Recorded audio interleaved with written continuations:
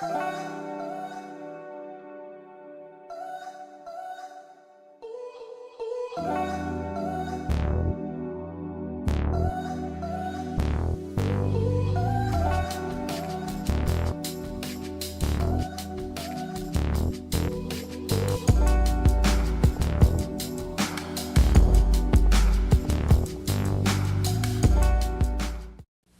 y'all, I got a great new album in the mail today. B-Dub Beats. Whether you're in the mood for romance or an intimate night of fondling and hardcore fucking. B-Dub Beats. If you're into water sports, this is the soundtrack for you. Let your stream of conscience flow as you rock over B-Dub Beats. Cause you know you want it bad as I do. B-Dub Beats. Light her ass up. She said her shoulders hurt, but those B-Dub Beats were playing. Oh man, some things are worth pulling out for, like B-Dub Beats. Here are the beats that made Florida Evans drop the punch bowl. Damn.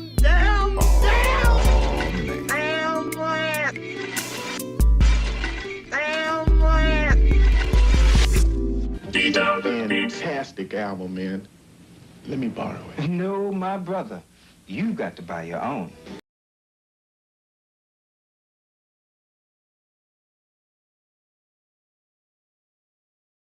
North Carolina is my home, here where the Smokies rise.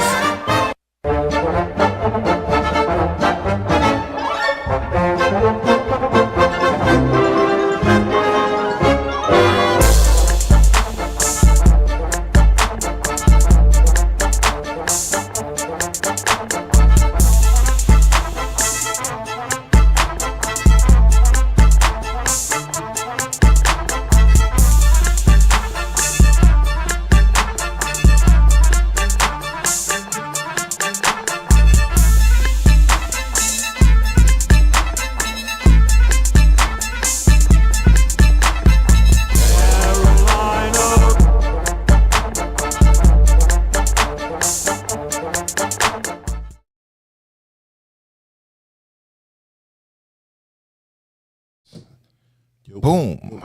Yo. And we're live. Back in effect on this very frigid Friday. It is the FM podcast. Boop. I am B-Dub. Hassan, a.k.a. Alpha Dog. Yes, and we are doing a Friday broadcast. Why Friday? Because tomorrow it's going to be... Blizzard. Yeah, sort of a mini blizzard. It's a blizzard for this state. Mm-hmm.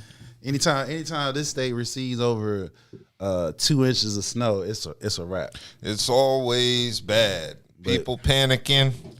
I went to the grocery store during my lunch break today, and there were just lines everywhere of people buying eggs and milk. Well, so far the forecast has been on point, especially from last week to this weekend. See, this weekend, the snow, that people ain't taking it serious. I think this one is going to be a lot worse than last week's.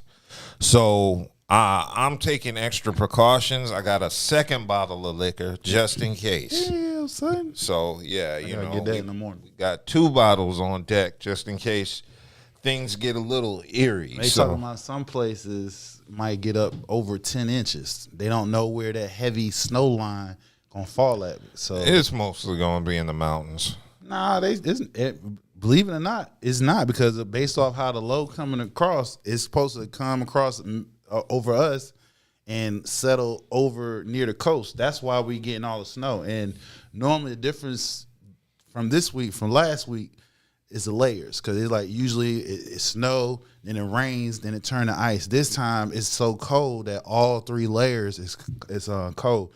Anytime you hearing meteorologists saying snow drift, that's a lot of fluffy snow. Oh, yeah. So I'm not looking forward to that, but luckily, I'm ready to go. Yeah, I'm prepared.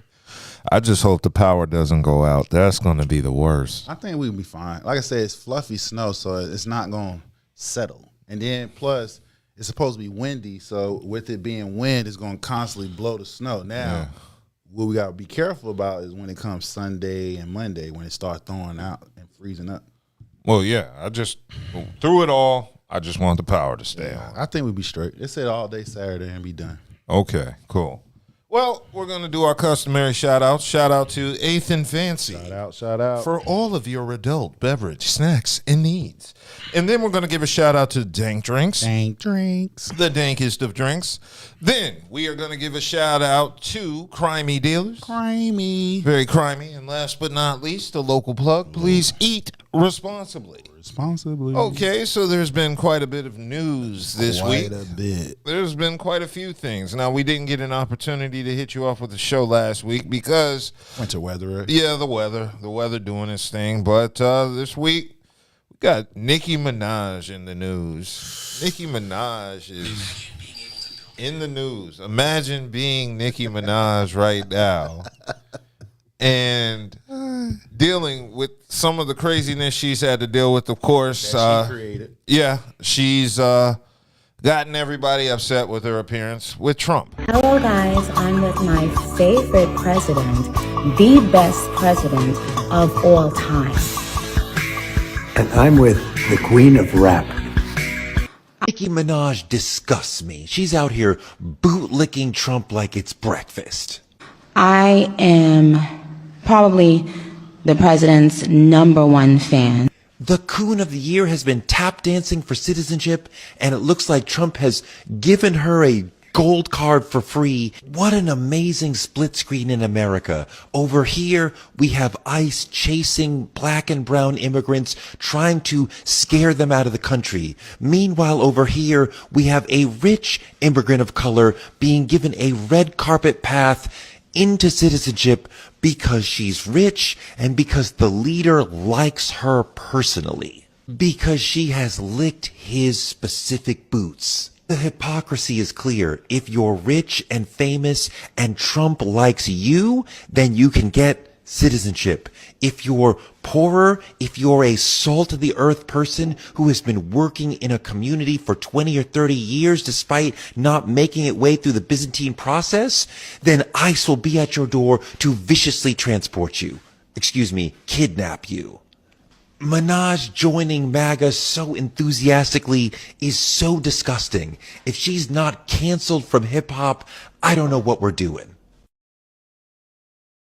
So that was Toure on Nicki Minaj and her expedition with Trump this week. And she went to what? The Kennedy Center. Melania Trump had some type of show, but nobody showed up. But she was there, front and center. Of course. So she was presented with her gold card from Trump hours after kissing his ass during the event, toting his administration. Damn, Barbz, y'all kissing ass too. Your fearless leader kissing ass. So that means the Barbz kissing ass too? Mm-hmm. God. I wonder if they still gonna ride with Nicki or not. We're gonna see. We're gonna see how loyal these Barbz are. So Nicki went to X and wrote that she was finalizing that citizenship paperwork as we speak, as per my wonderful, gracious, charming president, she added. And she received that card, which typically costs $1 million. But this one was free of charge. And these cards were created in September. Of course, everybody knows about Trump and these gold cards he's given that are going to give you kind of a freeway pass through immigration. Actually, it is. You paid some money. You paid some money to get through the process. Now, from my understanding, it costs $15,000 non-refundable just to apply for this citizenship. So this cold card, so it's pretty important. She paid to get passed through the process, pretty much. And she said, "I wouldn't have done it without you, oh citizen Nika. You are the moment." And that's what she said to her fans. So yeah, Nicki is from Trinidad and Tobago, and she wrote in 2018 that she came to the U.S. illegally when she was 5 years old. And so, as you see, her kissing up to Trump got her the citizenship. Which is crazy, though, because for as long as she had money, she could have been got her citizenship legal with no problem. Only difference is she ain't had to pay up as much money. Yeah. So she didn't handle it. Well, we also know there's a reason why outside of citizenship, the mansion, the lien on the mansion. Yeah. Then, outside her husband, her brother, they're both sex offenders and stuff like that. So there's other things in there, the reason why she's going to the extent that she's going to. So she said that she's going to donate hundreds of thousands to the accounts of her fans, although the final amount and details of how she's going to do that are unclear. Right. And she called herself the president's #1 fan. And in the process of her shaking his hand, she also relived something we was talking about over the summer last year about how the president, he get bruised up real easy. Anytime he shake hands or tie his shoes tight, he get bruised up real easy, where that's been the talk of the town all this week as well. But yeah. Yeah, so this is really, really gonna. Is she canceled? She should be. Okay. Just like I've been saying, 50 should be canceled too. But ain't nobody. I guess nobody's giving 50 the same energy as everybody else because, like I said, he's blending his with the trolling. So everybody's like, "Oh, that's just 50. He been doing that." And I'm like, y'all niggas not even looking. This nigga, he's down. Just like how we got on Stephen A. Nicki Minaj, he's in that clique too. Yeah, this is really crazy. So one post I saw was comparing Nicki to Kanye West, talking about why he ain't canceled. Yeah, and I'm like, I thought he was canceled. No, he's not. Well, it's different. Black people don't listen to Kanye's new music like that. What? I mean, really, has he been dropping music though that's worth listening to? Didn't he drop something last year? He did with was it not Playboy Cardi? It was, I forgot who it was, but I know what you're talking about, but I didn't listen to it. But black people ain't listening to it, but he still has a fan base. Yeah, he still has a fan base. But the difference between him, because he really has mental issues. You know what I'm saying? He has mental issues, which is well documented. So, you know, and then on top of that, he did call out President Bush during Katrina and stuff like that. So Nicki, she ain't doing that. She's never did that. Only time she talked against was like Biden or Obama or somebody like that, which that's easy. You know? Yeah. So she hasn't. That was the difference between the two. He's actually spoken up against the Republicans. Like I said, the famous one was Bush and Katrina, but Nicki hasn't. He has mental issues. She don't. She got drug issues. Yeah, nah, I think Nicki got some mental issues as well. Well, he takes actually medication. Yeah. I mean, I think Kanye's are diagnosed. Kanye's is diagnosed, so it's a difference. Yeah. So all of this hecticness with Nicki and MAGA, it proves what Lizzo said a couple of weeks ago was right. She was the one who said, you're going to be disappointed in the following weeks with some of your celebrities. Yeah, there's going to be a lot of them. So, I mean, I'm not surprised. Nicki has always leaned towards a conservative MAGA following. I've noticed that in her tweets over the past decade or so. So this isn't like a shock to me. But I think a lot of her fans. Well, at one point in time, she did do some campaign on the Democrats. It was some years ago. Yeah. She has done that. So, like I said, she switched over definitely within the last 5 years. Yeah. Now, Charles said, shout out, Charles. Shout out, Charles. What up, Charles? Black people are weird because I only see famous black people tap dancing like this for Donald Trump, not famous white people. You got plenty of famous white people, too. I've seen plenty of conservative white folks. But it's expected for them to do that. Yeah, you know what I'm saying? think there's less of a shock value in like somebody like Rob Schneider or somebody like that. Yeah, exactly. When it comes to some of our people that we know and some that we may listen to that music, it hits different. Yeah, because nobody really expected Nicki Minaj to be cooning on this level. We always saw a little soft shoeing here and there with the little chicken jewelry and the crazy faces. Really though, the doors open when Trump was getting partners to NBA YoungBoy and the likes of him and Kodak Black. You know what I'm saying?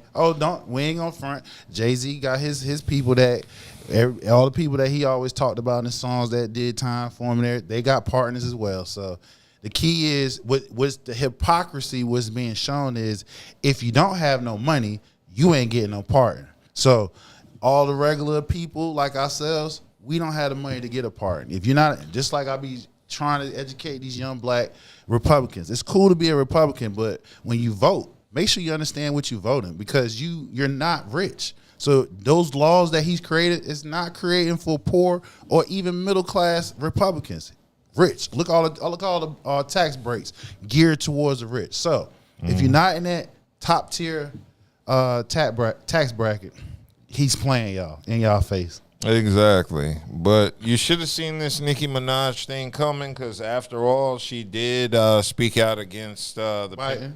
Biden And Kamala. and the vaccine. Mm-hmm. Yeah, so she's been... Which the vaccine was on Trump's watch. Yeah, so she's been speaking out against this. So I don't know what to think. Is our black card revoked? Because... Yeah. Yeah. I think she's a sellout personally for this.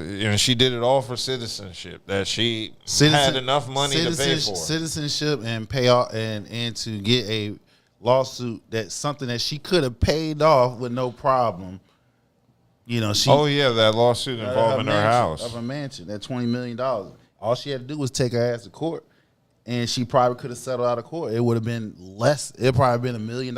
Same amount of money she paid Trump, she could have settled out of court for the same thing. But instead, she want to act like that she's doing shit, and she not. She made herself look like a fucking idiot. Damn, and that's not a hard thing to do for Nicki, because Nicki's been making herself look like an idiot over the past couple of years. Past year. She be ranting, getting at, nobody's even talk. You can mind your bitch, nigga. And you know what I'm saying? She be just start flipping, calling people out left and right. Like, where'd that come from? Like, they ain't even bothering you. They not even looking in your direction. You might just probably see them on Twitter or some type of social media outlet and just go in rage because nobody's talking about you. So the Barbz, the question is asked to you guys and girls. Do y'all still support y'all fearless leader that she completely sold out, tap dancing like a coon? Yeah, they support her. They support her through rain, weather. Not like this, though. I believe they will. I mean, some will. Yeah, I believe they will. Some gonna say like, well, we, because I don't think a lot of her fans are invested heavy in politics. No, I think not. they're on a trend right now where it's not cool to associate with her, but when she drops some new shit, they'll find an excuse to listen to it support it. Of course. Very, very disappointed in Nicki, and it's all, like I said, to get citizenship you could have most likely still got on your own through your fame and fortune. Right, exactly. I'm sure you knew people. She was down with Jay-Z and them before she went left. She could have got his lawyers just by networking. Hey, could you handle this? They would have handled that shit with no problem. Yeah, so I think she may have just thought she was good because she was making money and famous. Who's going to deport somebody paying, I guess, taxes on that bracket? Mind you, MAGA, and they didn't view you as a popular person. Matter of fact, they thought your content and everything that you brought to the table was trash. Yeah. So now Buddha's in the chat. And he said, Omarosa, Candace Owens, Nicki, all these black women trying so hard to be next to him until it backfires. And that's kind of true. Yeah, but one thing I can say about Candace Owens, she has been, like, exposing, like, that Charlie Kirk shit. Yeah. She's been going against her base. You know what I'm saying? Yeah. So I can But she's a grifter. That's what they do. Of course. They're going to follow. They're going to go where it goes. But... And outside the women, like I said, you still like Stephen A. You got 50 Cent. You have all the other young Republicans. Nelly. Snoop Dogg. You feel what I'm saying? So again, kiss the ring, play favoritism, and he'll get you out. God, that's crazy, man. All these people selling out just to be up under Trump. Yeah, and Trump and his administration, they've been doing some shit, boy. We're going into our next segment. We said we're going to our next segment. We're going to like Don Lemon. Don Lemon got damn arrested, and it's kind of unbelievable. Journalist and former CNN anchor Don Lemon was arrested early Friday morning in Los Angeles.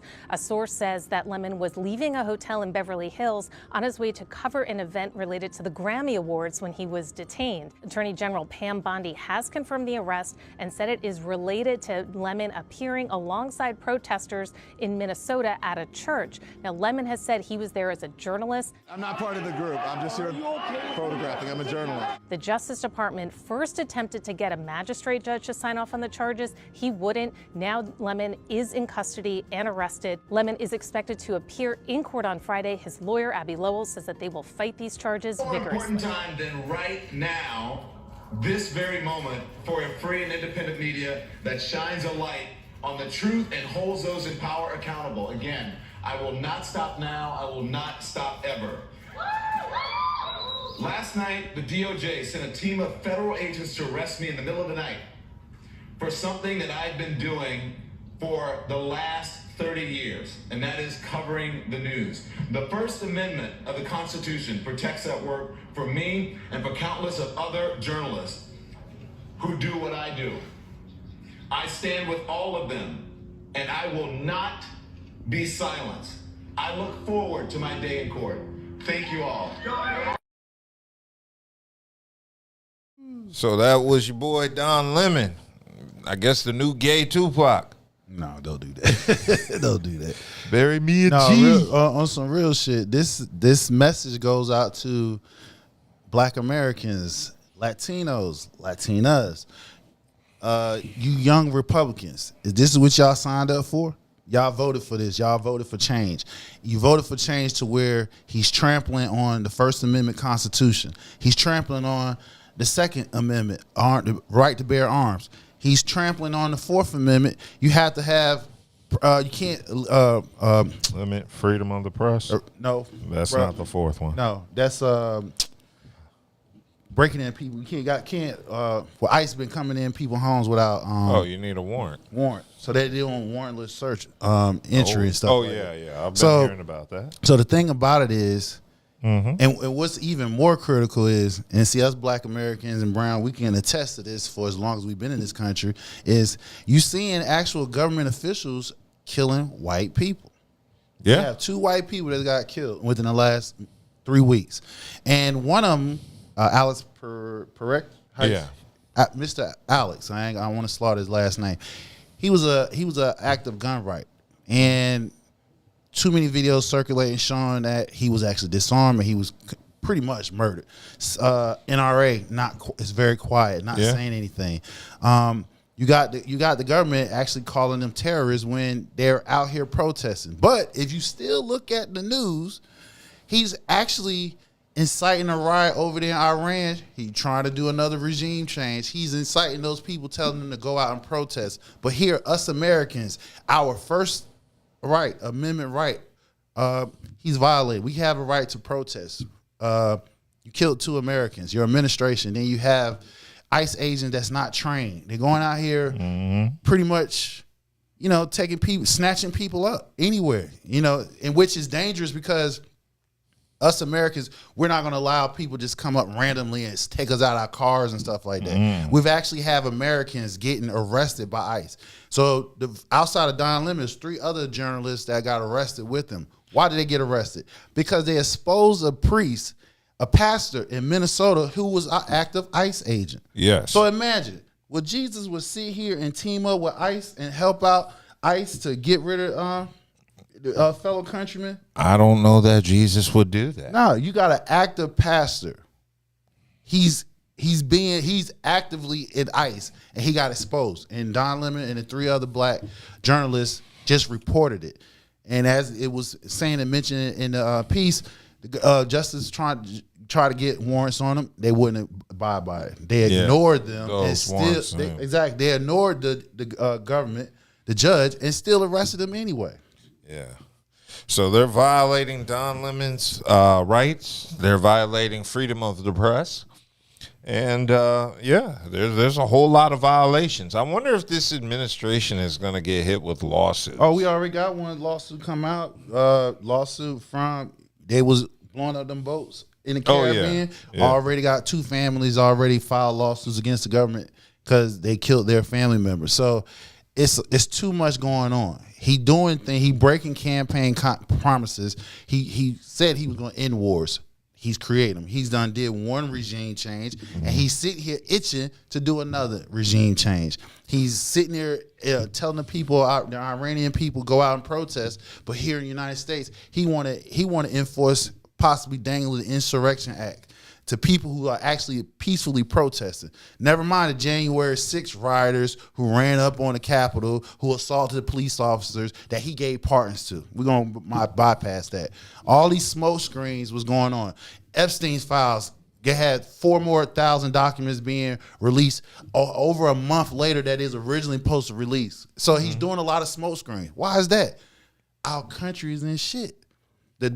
Our economy is fucked up. He's pressuring. He's even pressuring the feds. He bringing charges up on the feds because they won't lower the interest rate. If people not understanding this, he's trying to lower the interest rates to seem to make it easy on us, which is not. Our economy is in danger of going into a recession. So all this stuff y'all got to pay attention to. And did he not say he was going to lower the cost of groceries? We are over a year in his administration. Is groceries going down yet? No. It's not. Groceries have not gone down. We're going backwards, people. So midterms, we vote this year. Y'all need to get up on your game. Yeah, now Charles says, I don't know if he should be arrested, but you can't say that the January 6th people should be pardoned, but he should be arrested. Who, Don? Yeah. Why Don should be arrested? He wasn't part of the protest. He was just he was just there reporting it. That's it. So they arrested him because he went into the church and pretty much exposed their snitch. That's what they did.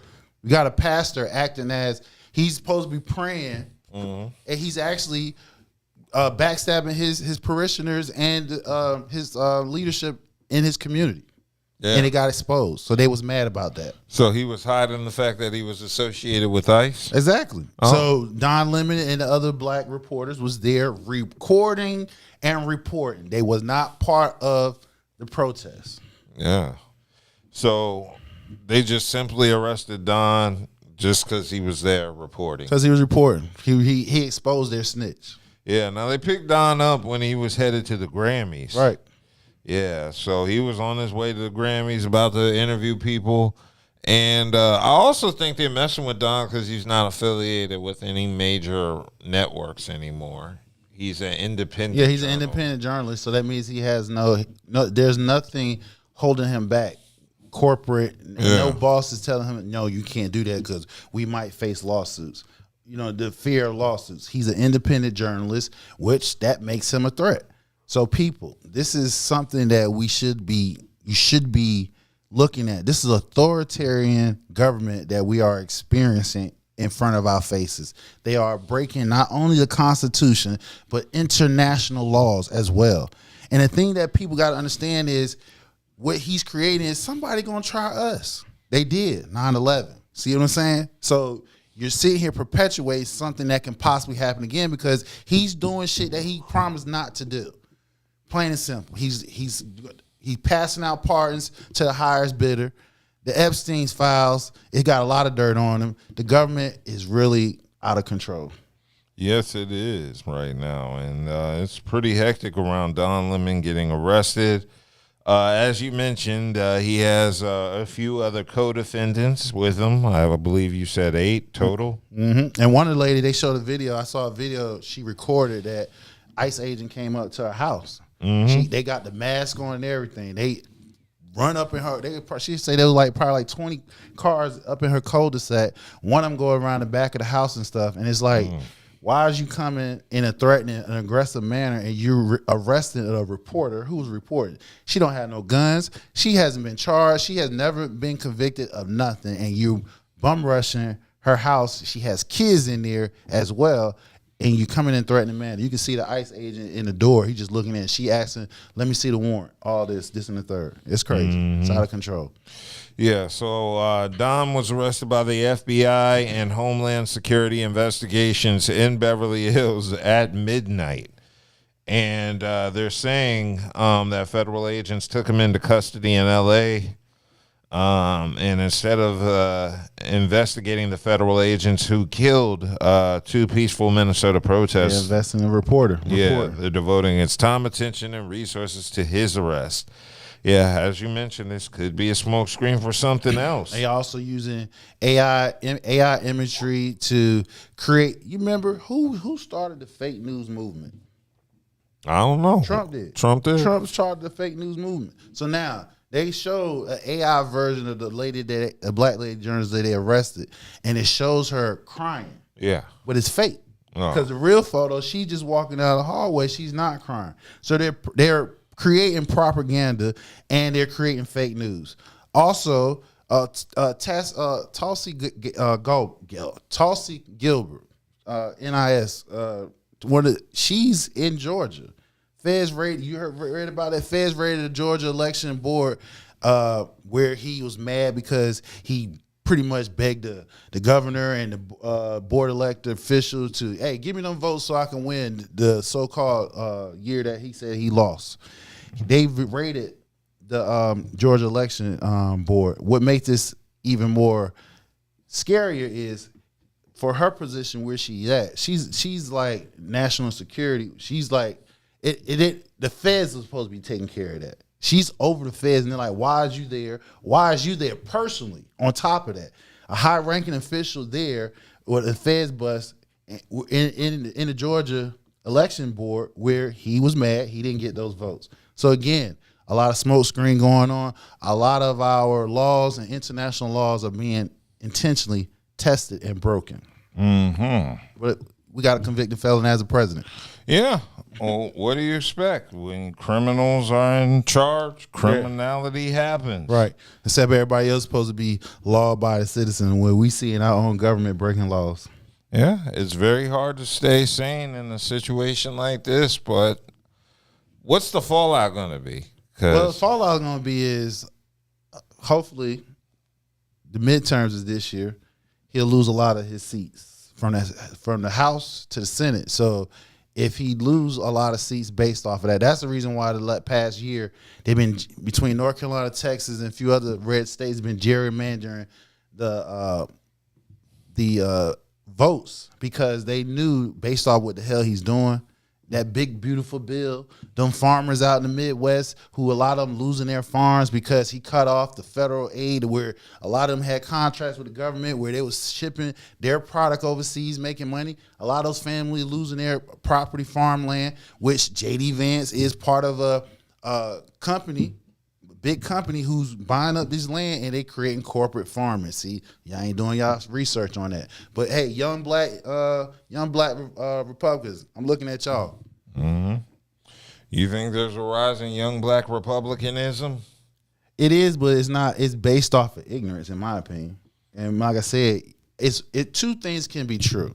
Yeah, two things can be true. Whereas you've had Democrat. You had Democrat as well as Republican officials that's been in office for over 30 plus years.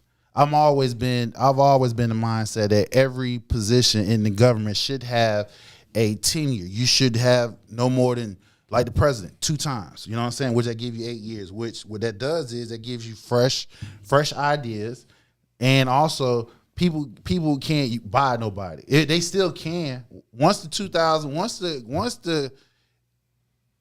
we had no rules on far as how much money we paid in the election in 2008, it's hands off now. You got to have money. You got to pay to play. The higher the office, the more money. We just governor's race here was over $1 billion. Mm-hmm. We got people that's homeless and they're hungry. Crazy work.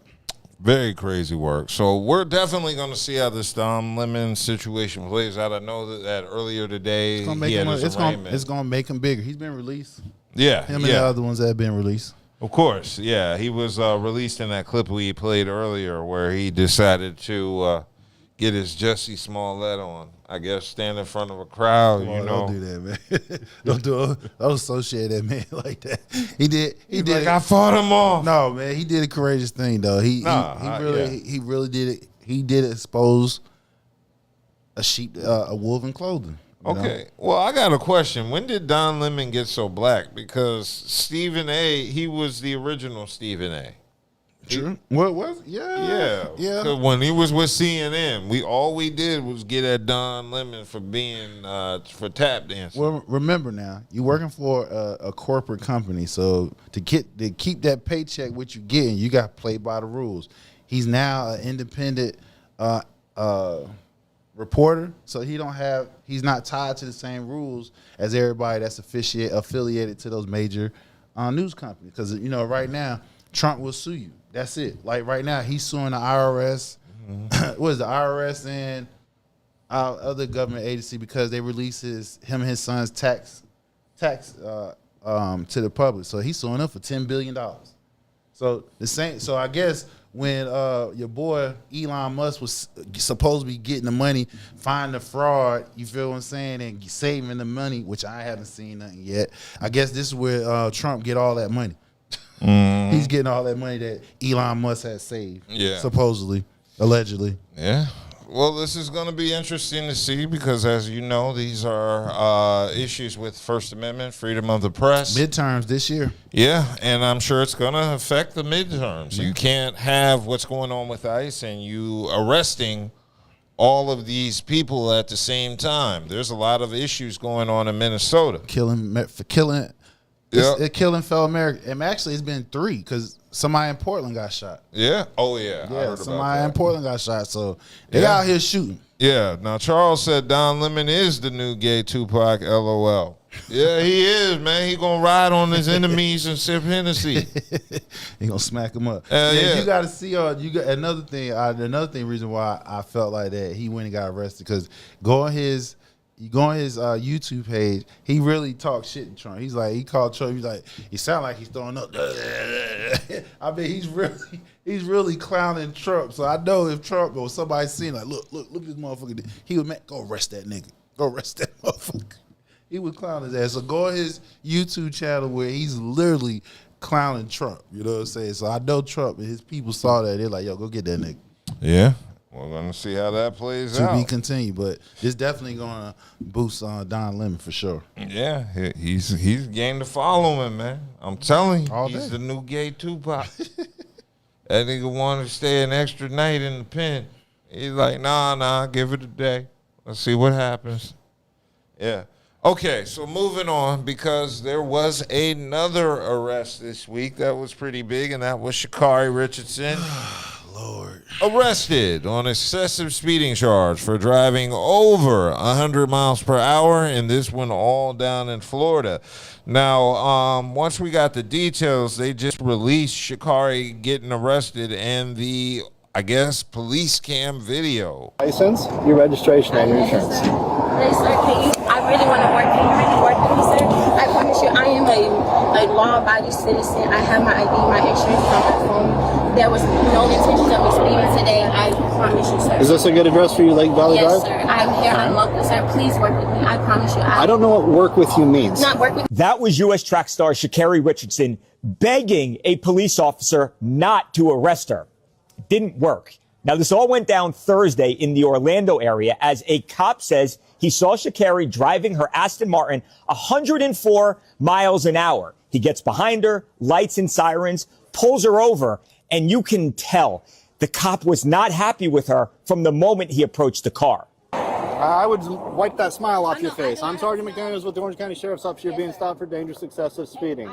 So Sha'Carri was ultimately arrested for excessive speeding. She was put in handcuffs. She was hauled off to jail. She ultimately bonded herself out later that day for $500. Making things even crazier, her track star boyfriend, Christian Coleman, was also arrested. He wasn't in the same car as her, but he saw the stop happening. He got out, and when he didn't identify himself, the cop said, hey, you're going to jail too for resisting arrest without violence.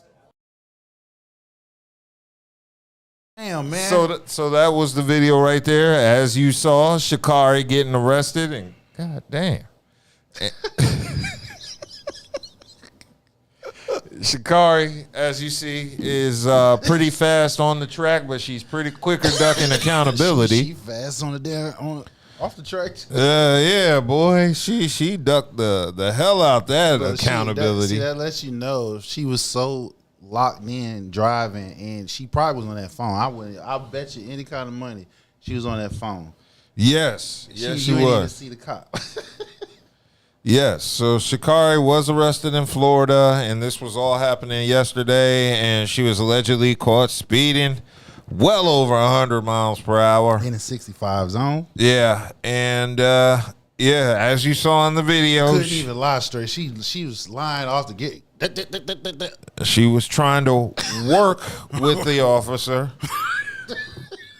I've seen a whole lot of videos start off that way. And then your boy, her boyfriend. Look, nigga, I felt sorry for you. Yeah, I did feel sorry. I thought that after the embarrassment at the airport, you know what I'm saying, you probably kicked her ass to the curb. Hell no.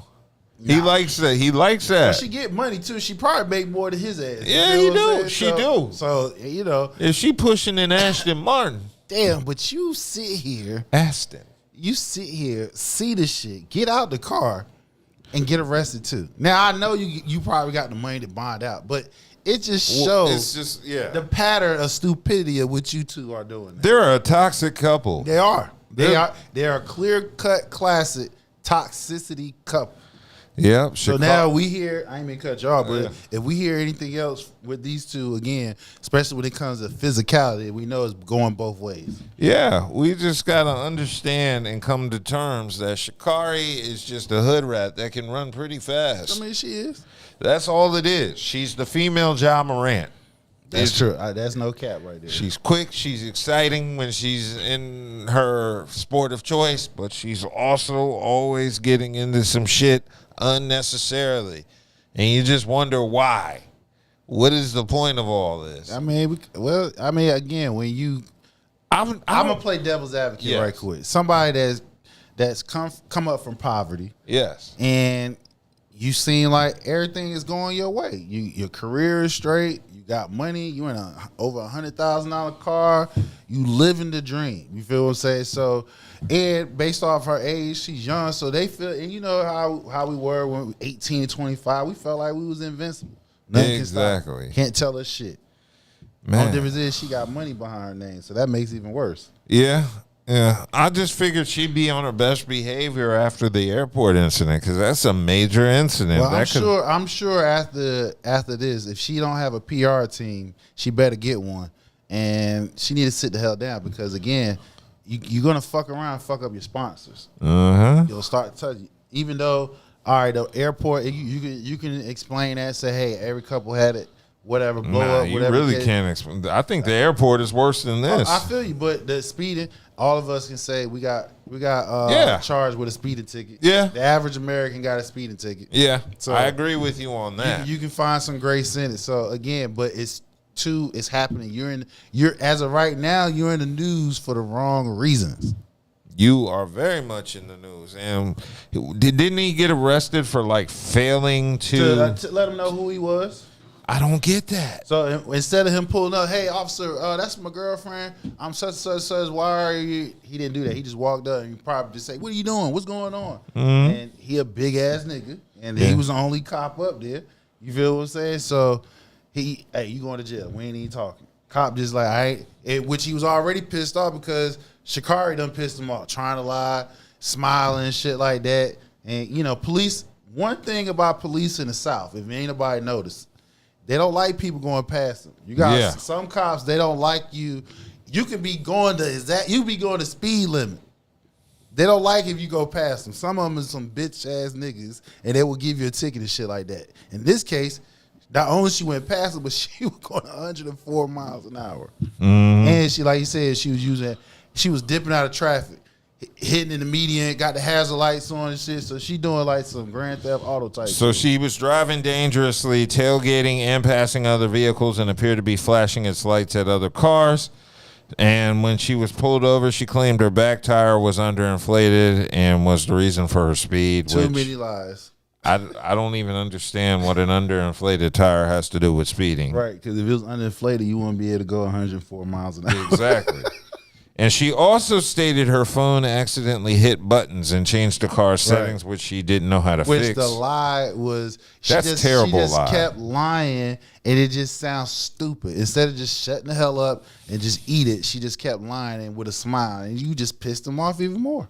Yeah, so Coleman decided to pull over after seeing this. I guess they were traveling close to each other, and then he walks up to the scene, and he was instructed to walk back to his vehicle. They said as he returned to his Jeeps, the cop says he dropped an object in the grass. Coleman refused to comply with orders to keep himself out of the traffic stop as he made several attempts to explain Richardson's speed to keep her out of jail. Yeah, dummy nigga. Dumb.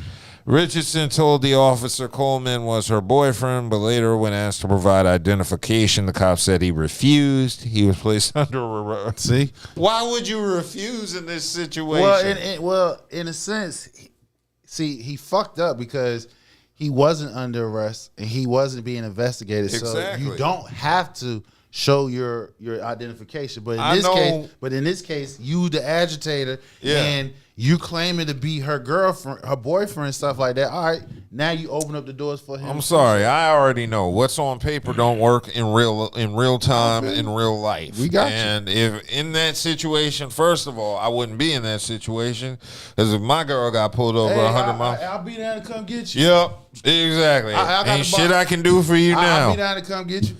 Ain't shit I can do for you. You need Matter of fact, somebody. I'm on the phone right now talking to Master to pay your bonds. In fact, she needs somebody on the outside to work with her to get her back on the outside. It's So $500, so she could have just paid the whole bond and walked out. yeah, so Ain't need no bonds. he made things infinitely worse, simping, doing all his getting his simp on. Sit your ass down, nigga. Yeah. So and then he don't want to comply and give his identification. I'm sorry. This is the time to give ID. Charles in the chat. Yeah, they acting like the track Bobby and Whitney because they are the track version of Bobby and Whitney. Crash out. They just got to catch each other to smack each other up. They bunch of crash outs. This nigga a dummy, and they got him with drugs. He apparently, I guess they had some weed or something. He had a pipe on him. Why are you getting pulled a glass smoking device? Look, see, and then that makes you even more dumb. You sit here, you know, this is where niggas got money go wrong. Niggas that no, it's just him. No, I'm serious because their self-awareness is oblivious, obviously, because I'm like, nigga, you dirty, you got a pipe on, you get yourself out, you go agitate the scene even more because your girl's already lying, then you get your ass up there, you lying too, so now y'all just making this cracker even more mad because he got two niggas lying in his damn face. You know what I'm saying? Like, then you dirty. Yeah. Stupid. You gonna drop the pipe out your hand when you say, oh, let me see your identification. Nigga, you ain't had to take the pipe out of your pocket. All you do is take your ass back to the car and took it out. If you still want to be a dummy, better yet, just don't even engage. Okay, and it looks like somebody else was arrested. Twanisha Terry, another sprinter, who decided to pull over too. Lord. 3 of y'all niggas. Not one, not two, 3. Yeah. So it looks like she arrived and wanted to know what was going on with her friends, and she was given a ticket. So she wasn't arrested, but she was given a ticket for stopping on a limited access highway and was free to leave and taking Richardson's purse with her. So she took Sha'Carri's purse. So I guess not to leave it on the scene. Right. And it says due to their involvement, Coleman and Terry's involvement, the cop requested backup to complete the traffic stop. So y'all got a whole scene out there, like about 5-6 cars out there, because it's 3 against 1. And both Sha'Carri and Christian Coleman's vehicles were towed from the area and taken to jail in separate vehicles. So now, not only you got your vehicles towed, now you got to pay the bond, which you got the money to pay for it. Yes. Now you got to pay the tow, which you got the money for that. He know you got it. That's why he did it, because you in a $100,000 car, Aston Martin. You feel what I'm saying? You got the money. Y'all both lying. Both of y'all dumb as hell. Y'all get the donkey of the day. So this is the second time this man messes around with Sha'Carri and almost gets locked. Well, he got locked up this time. So he almost got locked up the first time. But this now time he got locked up, but this time, dummy. And bruh, you need to read the writings on the wall. Leave so me. far, this girl done almost got you locked up, done beat your ass in the airport, And then lied on you. Say you lied did on it. you, said you did it. Yeah, and now God. Bruh, you gotta leave. I don't know what she doing. You gotta leave, nigga. That pussy that good? Man, she a hood rat. I know. I'm sure there's a lot out there that you just need to, I know it gotta be good. God, that brother going through it hell. got to be, and he got paper. He got his own paper. Right. And he want to go through it. That's crazy. That gotta be some great scenario. Well, I mean, again, look at the age where they are. But still, I feel you. Life is different when you got money and fame. Hell yeah. Nigga, look, hey, I don't need that. I'm good. Go that way. You go your way, I go my way. I'm sorry, I couldn't do it. Not in his place. I just want to know dude's background. I probably should have researched it because it just don't seem like he has a strong family unit the way he's carrying on, right, and getting in these situations. Or he has the confidence, like, you bag her, you can bag somebody else. he can bag somebody else. Well, you know, some niggas don't have that swag. They don't have that swag. They don't have that talk game. They don't have that confidence, you know, to talk. You feel me? And with her, she a hood. She, you know, is different. You know what's the worst part is her lies, because they're just made up on the spot. There's not They was no dumb, thought. dumb as hell lies. They like, you know it's a lie, and you still gonna keep telling a lie, and you gonna die with that lie, knowing that it is a lie. That's the most offensive part when you get lied to by a woman. Oh man, I've experienced it. I've experienced. Right, I've experienced. I get numerous times. offended. Like, you think I'm not worth thinking up a good lie for? Right? Is that why? Oh, why would you even lie when you know? I know that you know it's a lie. Yeah, exactly. I've been in that situation countless times. Countless times. It's insulting because it's like I'm worth putting together a good lie for. I'm worth planning out a good lie. Or just don't do it. One or the other. Nah, women are gonna lie in relationships. All I ask is that if you lie to me, put some thought into it. Put some thought into it. Yeah. Don't just make up some shit on. Knowing that we both know the elephants in the room. We both know. Yeah, it's a lie, nigga. But you gonna hold on to that lie. You will even go and get into a fucking fight about this shit. Exactly. Take it there to where y'all niggas is actually fighting. Somebody get scratched up, where the police is called because you fucking lied. Yeah. And the lie is always terrible. Right. That's terrible, Sha'Carri. You need to come with some better lies. Have some pre-planned lies just in case you do some shit. Just shut the fuck up, because you couldn't explain that shit. You couldn't. That's what got her arrested. Well, Yeah. no. Is it a mandatory arrest? It is. In some states, it is. Nah, from my understanding in Florida, it's a mandatory arrest if they caught her doing over 100. And she was doing over 100. So I think no matter what happened. I think here in North Carolina it's the same way. You go. I wouldn't know. I've never driven over 100. But I believe here as well, if you go over 100. I don't think my car can get up to 100. I've never pushed it that hard. I've done 80 at the most, 85. And that was when I said, whoa. I pushed 100 a couple times. Yeah. I hit that 90, 95 driving to Atlanta, because 85 be so wide open, you can't help but speed. Ain't nothing but road in front of you. When I go to Jersey, especially at night, man, ain't nobody on the road. You know, I have a wolf pack. Yeah. The wolf pack, you got 2 to 4 other cars.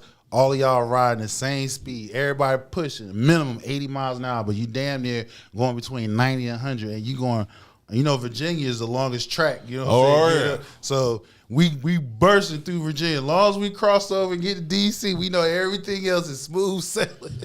The rest of the ride up north is smooth sailing. So. Yeah. So we're going to see what happens with Sha'Carri. I just pray she gets her shit together. I mean, this isn't a major deal, but it's just kind of like when you're constantly seeing you every year and it's for some running with the law. Yeah, you know, she need to get her John Moran shit together and be a better person. Correct. And this leads to another topic, because this seemed like a big deal. There was Allen Iverson in the news, and they were attacking him because originally they said they planned an event with a bunch of sick kids with cancer. Which I thought he was there for something else, but go ahead. Yeah, so basically they planned an event in Australia for Allen Iverson to come out and visit some sick kids. And originally it was reported that he skipped the entire event. So I'm like, damn, I hope he had a good excuse. But it turns out he was at the event. But he wasn't up to his normal self. He Interacting with him. Interact as normal. Standoffish. Yeah, and they said it pissed everybody off because apparently the parents paid money, A I lot guess. of kids travel. They said kids travel hours to go to this event, because this event is held like every year. Yeah. So they have NBA, retired NBA players come there, sponsor the event. And from what was reported, Iverson was there for another situation. And when the people from the other event got wind of it, like, yo, what's up? You come through? Like, all right, sure, boom. So he came through. Only difference is, from what was reported, he was not into it. He wasn't as happy. He wasn't as engaging. He was standoffish, and he didn't sign autographs or take any pictures. So when you got sick kids who come hours out of the way to come visit, come see you, you know, yeah, it was kind of disappointing. So it was a group of 12 kids battling cancer in Australia, and they were expected to get autographs, take photos, and just basically interact with AI.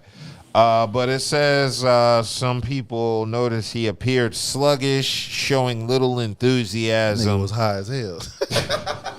And they claim Iverson's team told him he wasn't in the mood for anything more than a quick snap.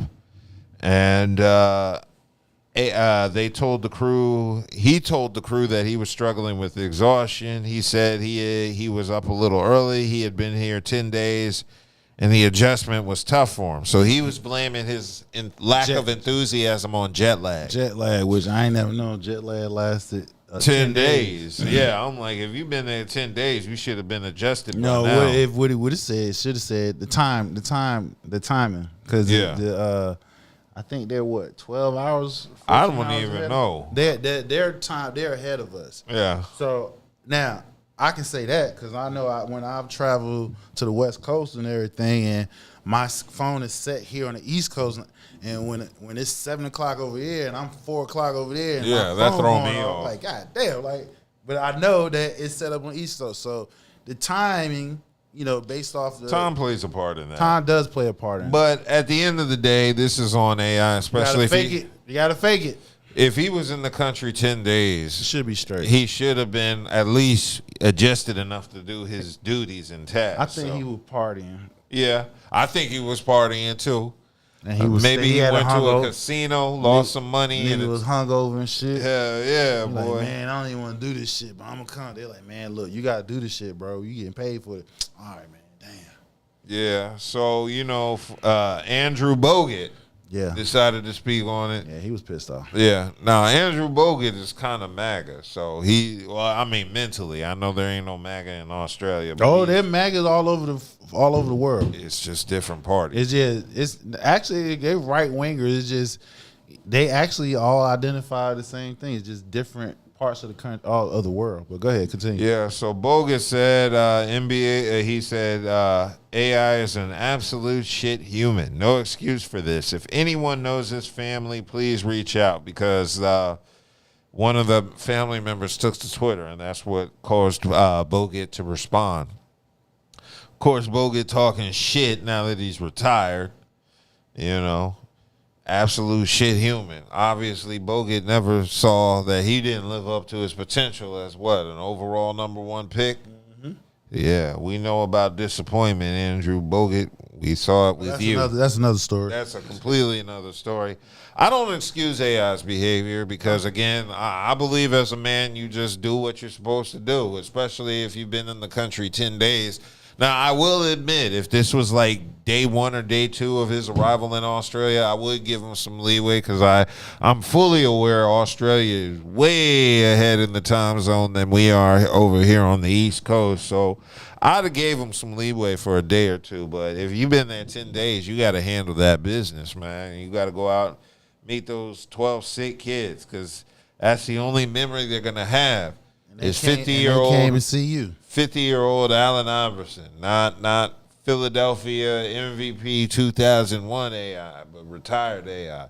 Now, the internet was pushing back saying, what do 12-year-old kids know about Allen Iverson? I'm like, what the hell are you talking about? That's one of the most influential basketball players to ever exist. Well, if you go off of how American youngins act, they act like they don't really know the greats. They don't know their history. Because history isn't been taught. I'm going to disagree because when I was a little kid and Dr. J retired. That's you. I'm talking about outside of our generation. Yeah, but we knew who NBA legends were when we were little kids that retired. Like, I knew who Dr. J was. I knew who Bill Russell and Wilt Chamberlain were. How many parents now are doing the same thing your parents did? That's what I'm talking My about. parents had nothing to do with it. Wilt Chamberlain was still a pop culture icon doing television commercials and movies. He was didn't he battle Arnold Schwarzenegger? These cats on YouTube and stuff, they ain't watching that shit. They barely know people outside their gender. Yeah. You know what I'm saying? So AI, he's my age, 50 years old. They don't know.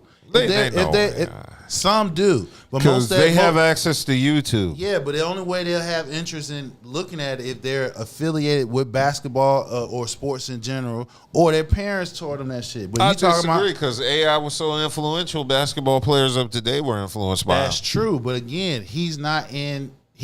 12 and 13-year-olds right there, if they're not in basketball, yeah, or their parents hasn't taught them, or somebody of elder has taught them, the history of basketball, they don't know him. They barely know Kobe. Yeah. You feel what I'm saying? And they barely know Kobe. Right now, he's a mythical legend now, especially because he passed away. Of course. What I'm saying is still, we talking about 12-year-olds. Yeah. They were born in late 2000. You know what I'm saying? They don't know. Only way they will know if they're affiliated with the sport and their parents or somebody elder that's teaching them something of that. For them to actually pick it up, his trend setting that he did, those falls in the lap of hell. I just said barely Kobe. Hell, not even barely LeBron. You know what I'm saying? We talking about the likes of Donovan Mitchell, Jason Tatum, them cats. You feel what I'm saying? So they locked in with them. Curry is barely noticed. The only reason why they know him because of what he do the game, the three. You know, the long distance half court three. Everybody imitates him. So again, trendsetters. He's not what he has. The people he impacted, they're grown now. Yeah, but he's still, again, 12 years old. Yes.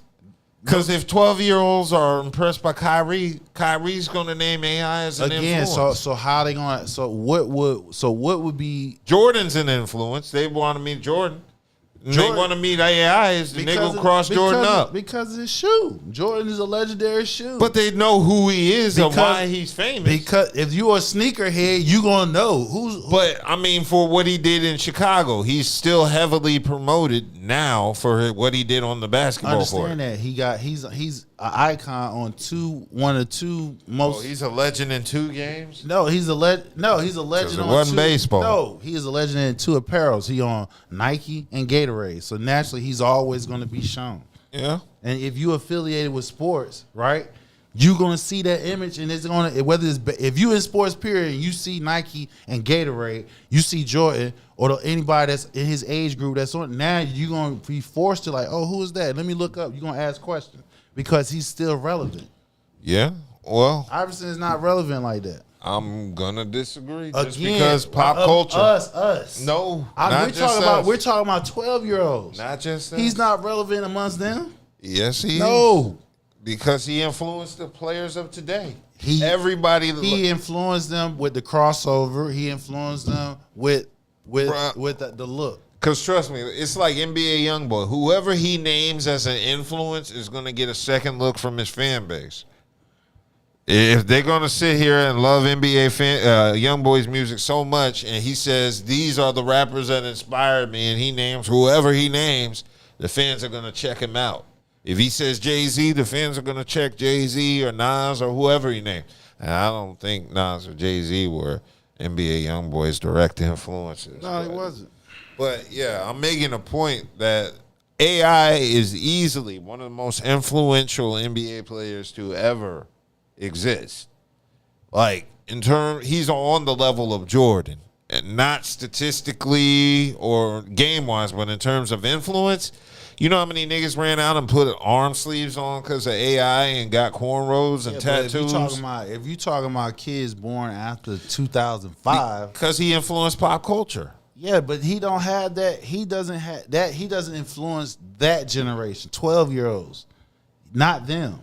I think the lowest that he probably still have an impact on maybe 20, and I'm probably stretching it there. Because he's 50. When he talking about those kids not even grown. He's over 30 years older than them. Well, Charles said them kids don't know who AI is. Hell, they wouldn't know who Jordan was like that except for the shoes and really didn't get into him until The Last Dance. Exactly. I told you. Exactly. Jordan, the only reason why Jordan is relevant because he on Nike and he's on Gatorade. No. Those two entities is affiliated with sports. So any kid that's affiliated with sports and you see Nike and Gatorade. Why Nike and Gatorade? Because a lot of high school awards is named after Nike and Gatorade. Jordan is used to troll current playing LeBron. I get what you're saying, but we're talking about relevancy amongst kids that's younger than us.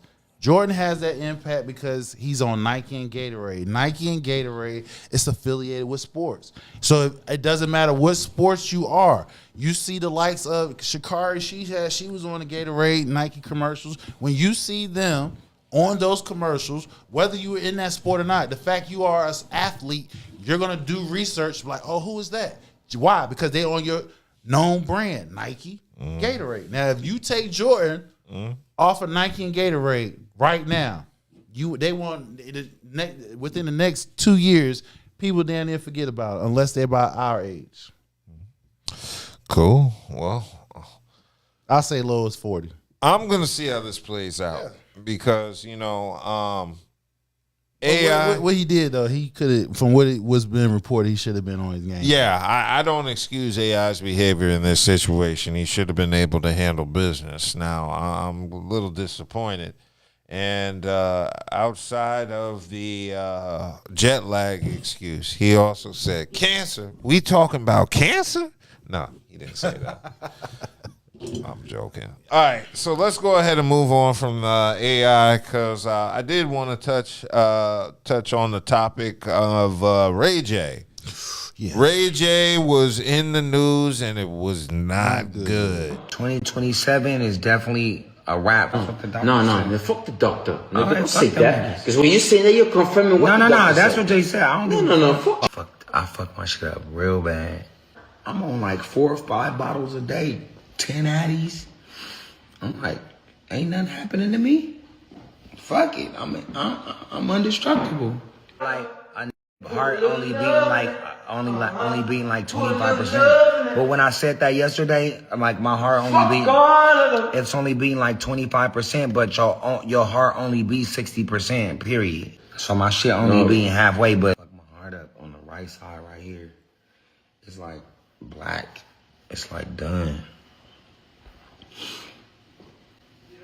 Bringing me coconut water and telling me I gotta go to Haiti and do some voodoo, which I think I'm going to Haiti because I think Haiti and my Haitian they got the cure. So I'm going to Haiti like in like 2 weeks, and I'm gonna stream it. I'm gonna do everything, but I thought I was a big. So I'm like I can handle all the alcohol, I can handle all the drugs, I can handle everything, but I couldn't. My shit fucked up, and it curved my time here. Listen, I put all my money in my kids' trust, so they gaining 15% interest every million I put in here. So that was Ray J breaking down his health issues. Two things can be true. Yes. But go ahead, though.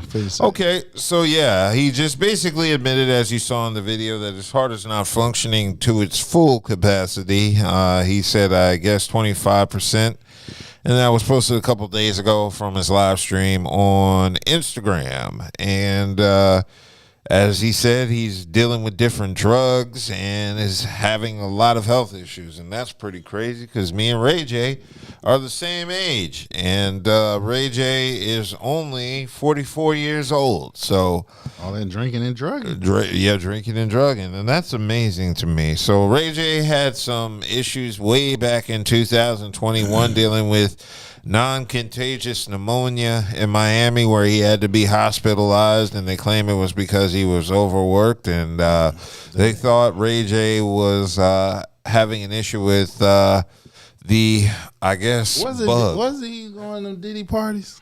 Yeah. You know, Diddy parties, they would be up for days and shit. He was hospitalized for pneumonia and heart issues in 2026. So on January 6th, earlier, a couple weeks ago, he was having, they said, heart pains and a severe case of pneumonia.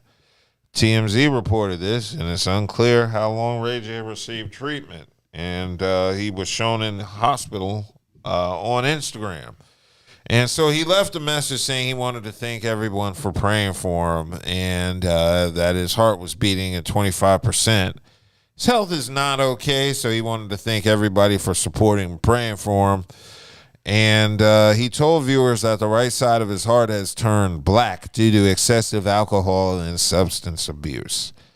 And It's kind of bad, yes, and I agree with Charles. He wanted to make a One Wish joke, but I really fuck with Ray J. I've been making One Wish jokes all week, Charles, so don't feel bad. I had said earlier on Facebook, I said it's time for Ray J to use his One Wish. So, yeah, you weren't just thinking like that by yourself. Yeah, so nigga, just get your life together. Man, he definitely needs to. He just want a pity party. I don't understand why Ray J is immersing himself in substances. He seems like he's had a pretty decent career. He got to be relevant. I told you, once he's addicted to fame. Yeah, exactly. And then once you're addicted to fame, ain't nobody talking about you. You have a fan base. You got millions of people follow you. All you can do is some rambunctious shit. People gonna do some Google searches of you. They gonna buy whatever products that he sells or he's ambassador of. And people, oh, Ray J, we sorry, we love you, we miss you. That's it. He addicted to fame. He wanted a pity party. So he said he thought he could handle all the alcohol and all the Adderall. He claimed he was drinking. Hell, the nigga when he was talking, he said he was on 10 of them then. Yep. So he's claiming he was drinking 4 or 5 bottles a day and taking 10 Addies at the height of his use. I believe because I don't know how do you consume 4 bottles a day, nigga. You a millionaire. You can be drunk as hell all fucking day. You got a butler or maid to come take care of you, whatever, or whoever the bitch you fuck with. You feel somebody's gonna go out of their way to make sure that you okay. Like, nigga, I can't handle another cup of goddamn Woodford Reserve, and I'm on my first cup. I'm feeling really, really, really nice. I mean, but I'm saying if you can sit here, while you sleeping, you got millions of dollars going in your account, so you don't. That would make me want a third cup. No, thank you, sir. He drink it, nigga. Like, I'm living it up. Nigga, I don't understand it. He has a whole monopoly on Raycon earbuds. Exactly. He's making money left and right. So he like, what else to do? When you a millionaire and billionaire, you done did everything what the fuck you wanted to do. You done fuck as many as bitches you want to fuck. You done did everything. So what else to do? Get fucked up. Oh, maybe. You don't know what I'm thinking? And this is pure speculation. What is all these bouts with pneumonia about? Cause that nigga you on so many drugs and shit like that, you're not taking care of yourself. You trying to say you got that package? No, man. Did that mean his wife? Diddy parties? No, man, you gonna do that. We not doing that. This nigga keep going in the hospital for pneumonia. He going in the hospital because wait a minute. He's not taking care of himself. I know that, but when you on them drugs and shit, 2 or 3 different types of drugs and shit, you ain't eating right. Your immune system is compromised. What are other things that can compromise your immune system? I mean, hey, you can be having sex and got the wrong. He said, "Sexy, can I?" I don't know what's going on with Ray J, but it doesn't seem like he's taking it serious. So I tend to not take it serious as well. That nigga is, like I said, he wants somebody to, oh, Ray J, we love you, Ray J, don't do it. That's what he wants. I know that's what he wants. That's all he wants. Damn. Like, nigga, get over yourself, man. Be a father to your kids. Continue to make money. You know, if you that we need Ray J around just for random fuckery. Yeah, just damn. Get on make a podcast, nigga. You know what I'm saying? You know what the crazy thing is? Ray J is not a superstar, but he's made like superstars. Exactly. Kim Kardashian, he's kind of responsible for her rise. Exactly. We could even say the Breakfast Club, because remember the Breakfast Club's first viral moment was the fight between Ray J and Fabulous, and Ray J called into the Breakfast Club, I think allegedly high. I don't know. I don't want to speculate, but that was the first time I paid attention to the Breakfast Club, was that viral moment between Ray J and Fab. So he's kind of not saying the Breakfast Club wouldn't have gone on to fame, because they had numerous viral moments, but Ray J was the first. He was the first viral moment. You can't take away the first, no matter what happens. He was the first viral moment so he broke in the Breakfast Club as well as Kim Kardashian's cooch. This nigga is a legend that makes legends. And he ain't even a legend. Yeah. He's like Robert Orr. He's just a tremendous role player. Exactly. And he gets it done. Exactly. Shout out to Ray J, man. I hope you have some. Hey, yo, come on the podcast, man. Let's I fucks with Ray J. Yeah, Ray J talk. always been that dude in the cut. Ray J, if any of reps see this, yo, y'all hit us up, man. We Ray like J do ain't some gonna content. come to our show. We ain't got 8,000 subscribers yet because Hey, y'all man. people watching ain't subscribed and y'all- click like and comment. And you ain't telling a friend. I told y'all, man, we need 10,000 followers on YouTube so we can have a call in so y'all can call in and shoot y'all shit. And just to let you know, the call-in line and all that shit is already set up. We just waiting on 10,000. y'all. 10,000 followers. So it ain't like we gotta spend weeks getting We the ain't shit say together. we ain't say a Facebook. We say YouTube. YouTube, because on Facebook we had 23. 23. See, we moving so fast, I forgot the number was updated. 23,000 followers on Facebook. Now the goal on Facebook, right? Yes. We hit 50,000 by June. 50,000 by June. We all have dreams. Yeah, exactly. Hey man, this is a dream. The dream is the goal. 50,000 followers. It was all a dream. 50,000 by June. At least 10. If we talking about YouTube, we got to at least have 15,000 by June. Yes, indeed. That's the goal. That's the goal we set. So tell a friend, share, like, comment, and hype the videos up. Yeah, especially you new people watching. I know we done said some real shit you nodded your head in real time to and agreed with. Comment. Share it. Right. So your friends can nod their head and agree with us too. Right. Even if y'all talk shit, we going to talk shit back. He will. Damn right, I will. I'm too busy editing and chopping Look, clips. that's why you go ahead. You got did it again. Call in now. Tell you viral moments. Well, you got to be mentally strong to deal with Facebook and YouTube comments. Right. I'm trying to figure out which one hits harder. Facebook. Because Facebook does less censorship of comment. Yeah, Facebook hits harder. I done been called a bitch nigga more times than I care to remember. Look, you know what the sad part is about Facebook comments? They keep repeating the same shit. You know, on our Tiana Taylor clip, which is currently on Facebook at over 500,000, over 500,000, I keep seeing notifications for the same comment. Men are gossipy. And I'm like, they're sassy. Yeah, or they're sassy. And I'm like, damn, bitch, didn't you see the other 100 people that already wrote that? Nope, they did. They gotta get there like you gotta contribute your comment that's the same one as the last comment. I love it. Keep on commenting, damn it. I've been called more sassy than more times than I care to admit, boy. I know. Hey, listen, I know I've been called all types. That's sad too, because hell, most of the damn comments be targeted towards me. Yeah, of course. But since I don't give a damn. That's cool. I don't mind that. Like our brethren Cam Newton said, opinions is for entertainment. Exactly. I just don't like the fact that people are surprised that men gossip. I'm like, ESPN is literally just an entire channel devoted to gossip. Everything you look at. Yeah. If you talk about it, it's considered.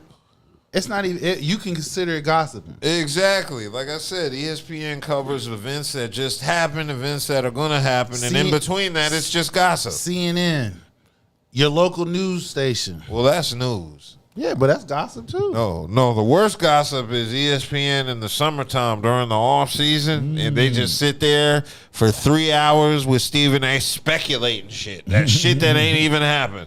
We're going to sit here and discuss what happens if this player joins this franchise in the offseason. Shit ain't even happened. Ain't no chance this person's joining the franchise, but it's a bunch of niggas gossiping about what coulda, woulda, shoulda happened. So it's all content. Men gossip. Women gossip. Yeah. And the cool part is when we gossip, at least we get a couple pennies for it on the video. I ain't gossiping. I'm speaking my fucking opinion. Yeah. Simple. My opinion can sometimes be gossip. All of us have opinions. I don't have an issue admitting I gossip as a man. Gossip is what keeps shit entertaining. We've gossiped since high school. I'm not going to sit here and pretend it's not interesting. That's just how we've always been as men. We always talk about shit. Women talk about shit too. Yeah, they do it worse, but they act surprised when we do it. We gotta gossip. We have fucking debates. Yeah, that's what it is. Good choice of words. Debates. It's a debate Men debate, women gossip. Yeah, that's a good thing to take. It's debate. Okay, so let's go ahead and move on. J. Cole is in the news. He dropped his mixtape on his birthday. Did you get a chance to hear his mixtape? Yeah, I got a chance to hear it. What'd you think about it? Again, so I can't knock his talent. It's there. It's disappointing that you didn't take it to the world stage. You feel what I'm saying? The world stage. He's an international star. No, I'm not saying he's an international. I know he's an international star. I'm talking about like the battle. The battle, you really had to pull your shit out the basket. You know what I'm saying? And this was a global, international battle, first ever in hip hop history. And J. Cole started it. You kind of exactly, and you fumbled it because. So now I'm listening to your music, right? I'm conflicted because it's like, damn, that shit hot.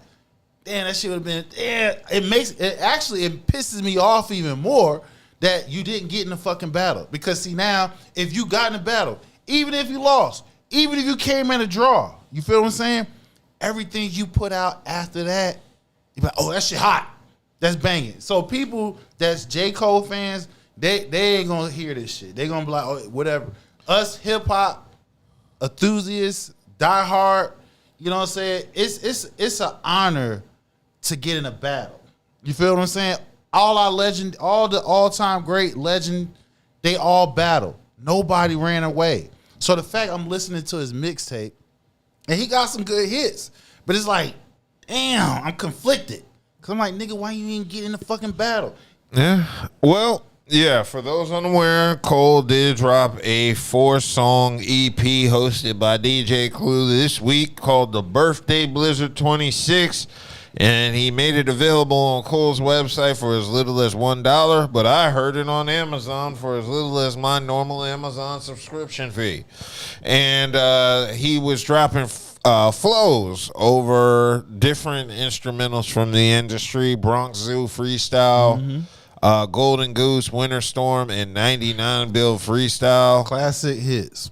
Yeah, so did we have somebody dispute what I said? Well, we talked about it just last week. Like Mansa Musa, was it? Exactly. Where like what I told him, he does listen to the greats. For him to be even considered say I can say that with your chest, you got to listen to somebody who laid the foundation for your ass. And what he did, he teamed up with DJ Clue. Where Clue at? He's in our era and shit like that. All those tracks you just hit from legendary other hip. Carry on, I'm sorry. So Buddha's in the comments saying, was the mixtape hot or not? Not why didn't he battle? So now it was okay. Buddha, I listened to the entire mixtape, so he was freestyling over industry instrumentals, starting with Victory from Diddy, with Biggie and Busta Rhymes on it. And then he also decided to address his apology to Kendrick Lamar. Excuse me. So he said, in terms of acknowledging his apology, he said, I used to be top. See the apology drop me way out of the top 3, no problem. I'm probably my best when they doubt me. Well, yeah, this must mean Cole is at his best because we goddamn sure doubting him. And he said, the top ain't really what I thought it would be, so I jumped off and landed back at the bottom and restarted at a level where I wasn't regarded as much, just to climb past them again and tell them all to keep up.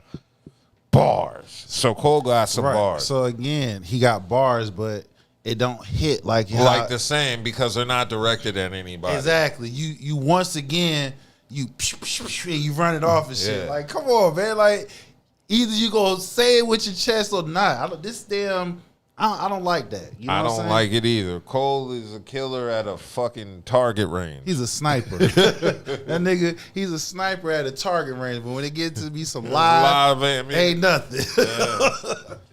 So, like I said, I'm conflicted about the music because he got bars, but it's like they don't hit like how they fucking supposed to hit. And that's not a sentiment, unique to you. There are a lot of people saying similar things where they're viewing Cole in a completely different light since dropping out that battle. Exactly. You're gonna view him different. He can come out with some bangers. You be like, it's gonna be like, damn. You're gonna be like, oh, that shit hot. But then, damn.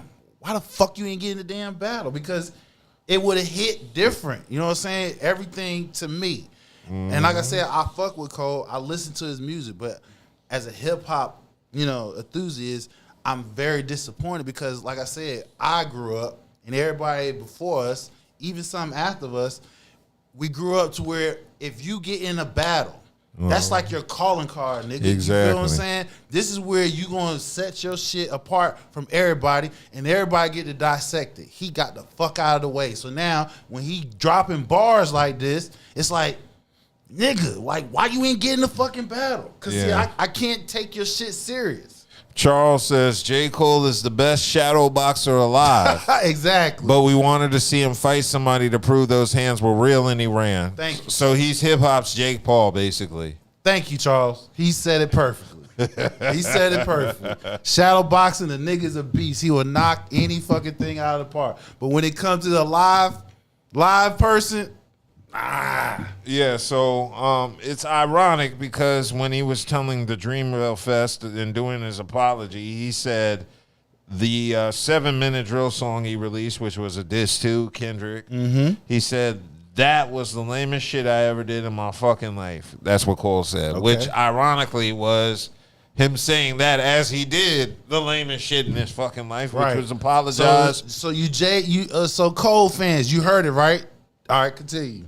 I'm just a little shocked that the bars, because Cole was spitting battle bars the entire 4-track EP. Right. That's what I'm saying. Why are you spitting battle bars when you had an opportunity to do that shit? You didn't do it. Yeah. And lots of people are saying that. I think even Fat Joe mentioned he can't listen to J. Cole. I gotta listen to your music. Is not gonna hit me like how it's supposed to, like how I know it could and it should. But you taking this shit, and this is where I have problem with people who have talent in anything. If you blessed to create a craft to persuade and motivate millions of people that don't even know you, that's a responsibility that you have to maintain, whether you want to or not. And I felt like that he played with that shit. You feel what I'm saying? Because he had people before him that motivated him to where he like, I want to do that. To where this nigga left Vietnam, a.k.a. Fayetteville, drive to New York to go get him a deal. And he got that deal through Jay-Z at first because somebody motivated him. So now, here you are the forefather because you holding that torch and you fucking play with that shit. You got people that up-and-coming artists or inspiring artists that looks up to you right now, and you basically like, oh, whatever. It ain't my problem no more. I got mine now. Y'all figure y'all shit out. Which I feel like that's selfish, a.k.a. gatekeeping, in my opinion. When you have the talent to do whatever, to persuade people based off of your talent, and you basically is like, whatever, I have problems with that. Because that shit, everybody's not blessed to be able to do that.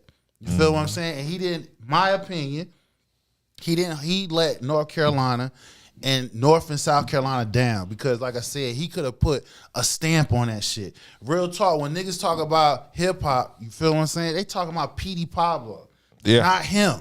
You feel what I'm saying? And he got a better discography than P.D. Pablo, a whole lot. But the fact that he's playing with this shit, and my opinion, he didn't look past himself. That's why I say his music is going to be conflicted with me from here on out because I'm like, damn, nigga, I know you got this shit, but you didn't do it on the biggest stage that you're supposed to do it.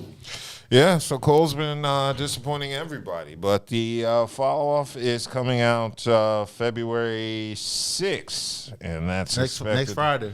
Next Friday, so we'll be looking forward to the fall-off. Now, in addition to that, J. Cole announced his tour.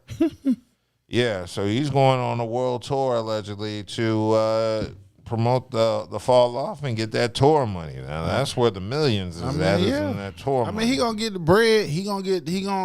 His song's gonna hit. You know what I'm saying? I mean, like I said, us true hip-hop listeners, enthusiasts, we're gonna digest that totally different. You feel what I'm saying? Because we know my Grace, Nas, hell, Jay lost a battle. He won some and lost some. Meek Mills, he won some, lost some. You feel what I'm saying? Drake, he won some, lost some. But that still doesn't knock you down. That still, now you really had the debates can really happen because, like, you know, everybody can pick their sides, whatever the case may be. The point is, in my opinion, if you got in, whether you win, lose, or draw, you still would have been good. I just felt like that you didn't look past yourself. Yeah. So in addition to Nas, J. Cole let down North Carolina. I guess you could say it like that. Yeah, he can. Cool. Because after Petey, who was next up in line? Him? Little Brother. Well, okay. Well, Little Brother's mainly like, I look at them production-wise and stuff like that. You know what I'm saying? But they had a major label deal? Yeah, correct. I'm talking about as far as individual hip-hop artists. Or it can be groups. So I'm not, you know, disrespecting Little Brother. So let me say that. What I'm just saying is like Petey, then Jay, then the Baby, and the likes after them, and so on. But when they talk for Vegas, stunning for Vegas. But when they talk hip hop here, they still talk about Petey. Yeah, because that's how influential that song was. That's the only Petey song they talk about. They talk about Freak League. Freak League too, yeah. My bad. Okay, well, hopefully the fall off is good. It's gonna do its thing. I'm not questioning that. Again, I'm not a J. Cole hater. You feel what I'm saying? I'm not either. I just In fact, really, I didn't have much negative to say about Cole prior to the apology. That's it. When he got on the apology just ruined a lot of shit. Exactly. You in hometown, you at the home state, and you doing this shit. Yeah. So we were definitely disappointed. That's all. I was just disappointed. Yeah. So moving right along, I wanted to discuss this clip that Shaq had. Shaq was on his podcast this week having an interview, and he was explaining the 3 different types of ways men cheat. I think a man cheating depends on the woman? Yeah. I don't think that at all. Don't matter what you think. How come you think, where do you think the phrase happy wife, happy life comes from? Yeah, but I think people that cheat. No, well, okay, so I think there's 3 types of cheaters. There's a serial cheater, the James Bond cheater, and then the guy that's forced to cheat.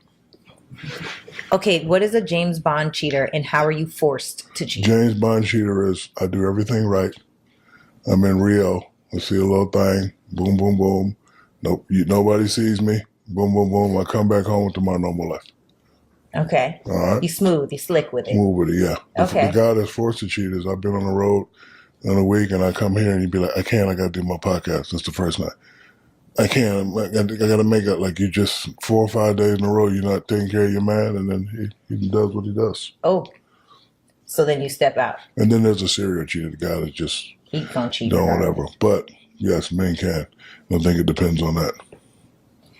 Women run the world. Y'all just don't know it. So how do we take power in that?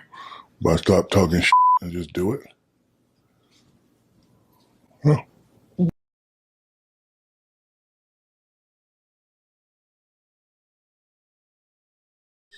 So that was Shaq basically explaining why men cheat. Hey. Now you said he's right? He's right. He's right. He's right. So we have 3 different types of cheaters. I wouldn't know because I've never cheated. Well, I mean, me personally, I would know. I can attest to 2 of them. 2 types, not the serial. The James Bond and the other one, you doing everything right. And I can see that. So basically, yeah. One thing I noticed is the woman gave Shaq pushback. He was like, there's 3 types of cheaters. She was like, no, there's not. He's like, yes, it is. Yeah, I'm like, how are you going to tell this man how men think? And he's literally telling you what men think, and you sitting here trying to argue with him. Like you got a dick. Yeah. That kind of threw me off a little bit there, because sometimes I tell... That's like me trying to tell a woman how a woman supposed to act, whatever. Yeah, so I tell women there is value and insight in actually listening to men sometimes when it comes to dating, relationships. Yeah, especially when we opening up and we're talking to you. And I think Shaq is definitely one of those people who you would listen to on this subject, because I'm pretty sure Shaq has been all three of those cheaters. This nigga, he was. Yeah. He fucked Gilbert Arenas there. Yeah. That's why him and Gilbert Arenas had fallen out. So Shaq is a serial cheater, a James Bond cheater, and I'm pretty sure he done it right. Yeah. He done all three. So Yeah. he's telling you exactly what it is. Me personally, I can agree with two of them. You know what I'm saying? Because Branson, I wish he was here for this topic because he's the only man who will proudly admit he cheated. I ain't do it. Me, I've never cheated because I'm not in a bunch of relationships. First of all, I was cheated on. So for me to cheat, cheated on. For me to cheat, I'm cheating. You know what I'm Yeah. saying? And then me, you know what I'm saying? Me personally, when I talk to someone, I am so blunt. I tell them what it is because I ain't got time to lie. You Yeah. feel what I'm saying? You usually you usually lie to someone because you need them or you want them for something. Yeah. I don't need you or want you. If we're cool, we can coexist and you don't disturb my peace. You feel what I'm saying? That's something different. But if it's nothing in that, I don't need you. I'm good. I think that's my problem now. I stopped lying and I'm just very truthful. Because they expect you to lie. You know what I'm saying? Well, no, they expect the truth to be what they want to hear. Oh, That's yeah. really You what could it tell is. them that's enough. Just like what Shaq said. He's tried to tell her. There are three types of she said, no, there's not. You just cheat. Yeah. Like that. So in other words, a woman doesn't do anything. Well, she'll believe what she wants. to Exactly. believe. And that works both ways. And I believe that. But like I said, I believe that. It's been situations I've told women, hey, this is what it is. And they like, all right. And they going to do what they going to do. And then get mad with me because I didn't do what you want me to do when I told you I wasn't doing that. Exactly. And now I've been in certain situations where women believe what they want to believe, but everything they believe is negative. And they start accusing you of doing negative things that they have no evidence of. Because the thing about it is when a woman come in expecting you to act like a typical man, and you are not because you are a grown man, you took off what they have, whatever leverage they can have on you. So now they're trying to make up something to try to gain some type of leverage on you, which I think to me, you got some control issues. Now, me personally, I was in that situation before. Now, I got paranoid and said, if she's accusing me of doing shit all the time, that means you're doing something and you're trying to offset your guilt. Of course. So that's why I eventually broke up with her. I said, there's a reason you're doing all this lying and I'm catching you in these lies. It's just because you're doing something you ain't supposed to be doing. I don't know what it is. You could be screwing somebody else. You could be talking to somebody else and they ain't gotten to that part yet. Right. Something is going on behind my back that's causing you to act this way and accuse me of shit. Especially if we're around each other all fucking day. Oh, I done had the girl go through my cell phone. I had that too. Yeah, that's the reason after why. that, you think that's the reason why I have my shit locked to this day because of that. Exactly. I've never gone through a woman's phone. I don't care. I don't look through it. Listen. I'm not gonna look through your phone. I'm not gonna follow you. This is what I tell a woman: how you treat me dictates how I fuck with you. Exactly. Simple as that. Exactly. If I ain't happy with you, if we ain't getting no money together, I don't want to fuck with you. Exactly. I don't even want to have sex with you. You feel what I'm saying? Exactly. That's how deep it is for me. You feel what I'm saying? So, I just don't want to risk having a child with her if I know I feel this strongly against exactly. Her. If you know, so again, I'm a level-headed person to where I can take what's given and work with it. Yeah. Some people can't. They know they're not going to do but so much, but they want more than they're willing to do. And so you got an unrealistic view of what's going on. So now when a man, we're talking from a man's perspective, when we're telling you like, hey, this is where I'm at mentally, physically, you know what I'm saying? And we can go this way or go that way. That's the blueprint. The blueprint.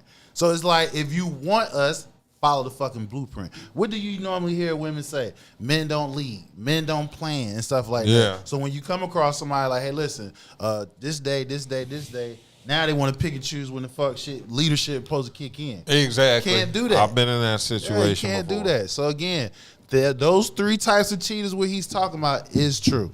Yeah.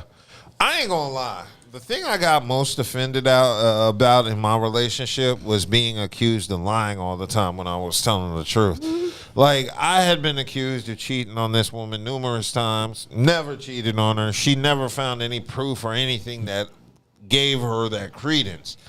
And that shit used to worry the fuck out of me. It used to piss me off because she's creating this narrative that I'm the James Bond cheater, where I'm just sneaking around and doing all this shit. I've had some that put air tags in my shit, tracking me. Yeah, they gone that far, dog. So the shit's serious. I'm telling you. See, it insults me because it creates a narrative that I'm scared of you. Outside of that, you invaded my privacy. Yeah, like, well, I mean, beyond the privacy, I don't like the narrative that you're creating that I'm scared of you, so I'm lying to you and doing all this sneak. Like, bitch, I'll tell you I'm fucking somebody else. What the fuck? You can't whoop my ass. Exactly. That's what I tell her. You can't even whoop my ass. What the fuck you gonna do? I'm telling you what it is. Ain't shit.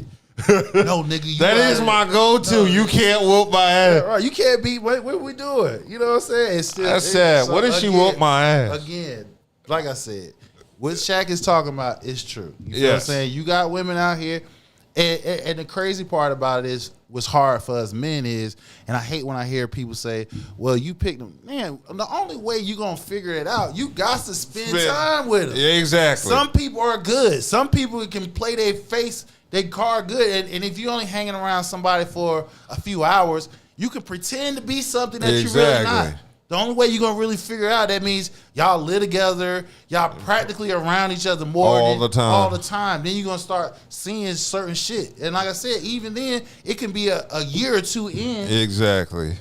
I've never hopped in a monogamous relationship ever without the expectation of marriage. I've never. Yeah, I feel like that if I'm dating you, I'm looking for marriage. For marriage, hopefully. Exactly. I'm just hoping that us interacting, we will blend to where we can push that way. Because I'm telling you what the fuck I want. Yeah. And how we can do it together. You feel what I'm saying? I've been looking to get married for about 15 years. Man, look, I told somebody the other day, I said, I'll be 50 this year. I've never experienced love in my adult life. God damn. I've never had no woman has gave me the urge to be like, I want to marry her. I can't live. That's true. I can't live without you. I got to have you. They never set that tone for me. Well, no, I felt love. It was just only in like the first 2 months of the relationship. I ain't never felt that shit. Because you date women who are in love with being in love, but they only in love with, most of the time it's sex,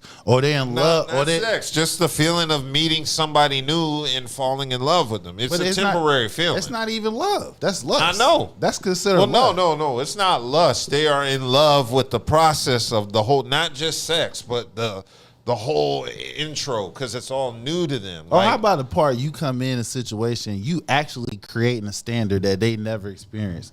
Exactly. And you're being judged against your own standard that you fucking create. Yeah. That's some diabolical shit. That is. So that goes back to what Shaq saying is the three types. Yeah. Because if you coming in, you have a standard, you create a standard, or you add on whatever the case may be, and you know, because you got the intel that the niggas that she had before you, you're better. Exactly. They don't even come halfway to you. Exactly. But you get treated just like them motherfuckers. I'm like, are you fucking stupid? Exactly. I've been in that situation too. So like I said, what Shaq talking about there is fucking true.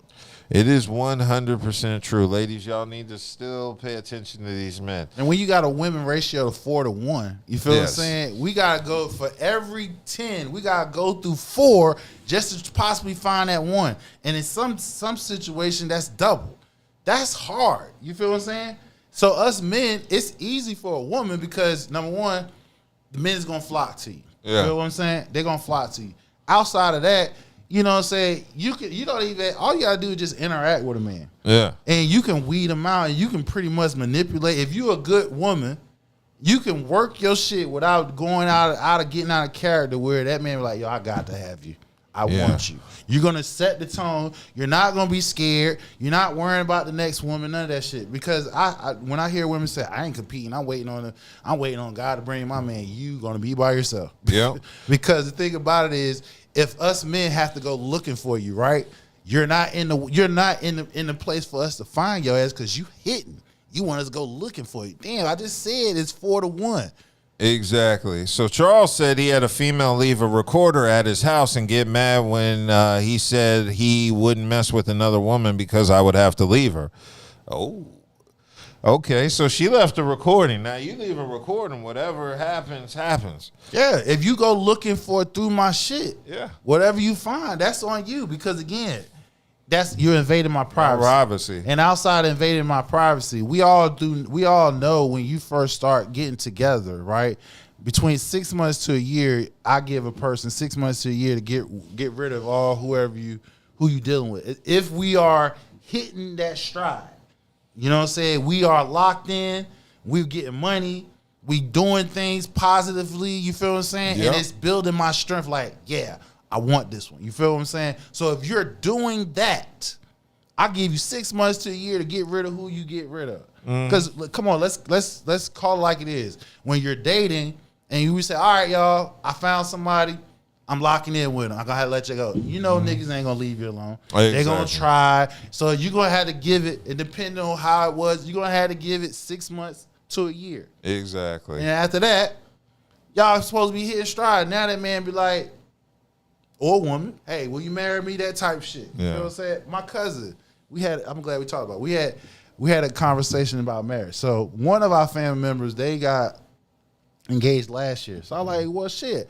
When they gonna get married? Because usually when you get married, right, is what, 6 months for those who say love at first sight. 6 months, but to a year. The day that you propose to that woman, you got usually it's a year after that day that y'all supposed to get married.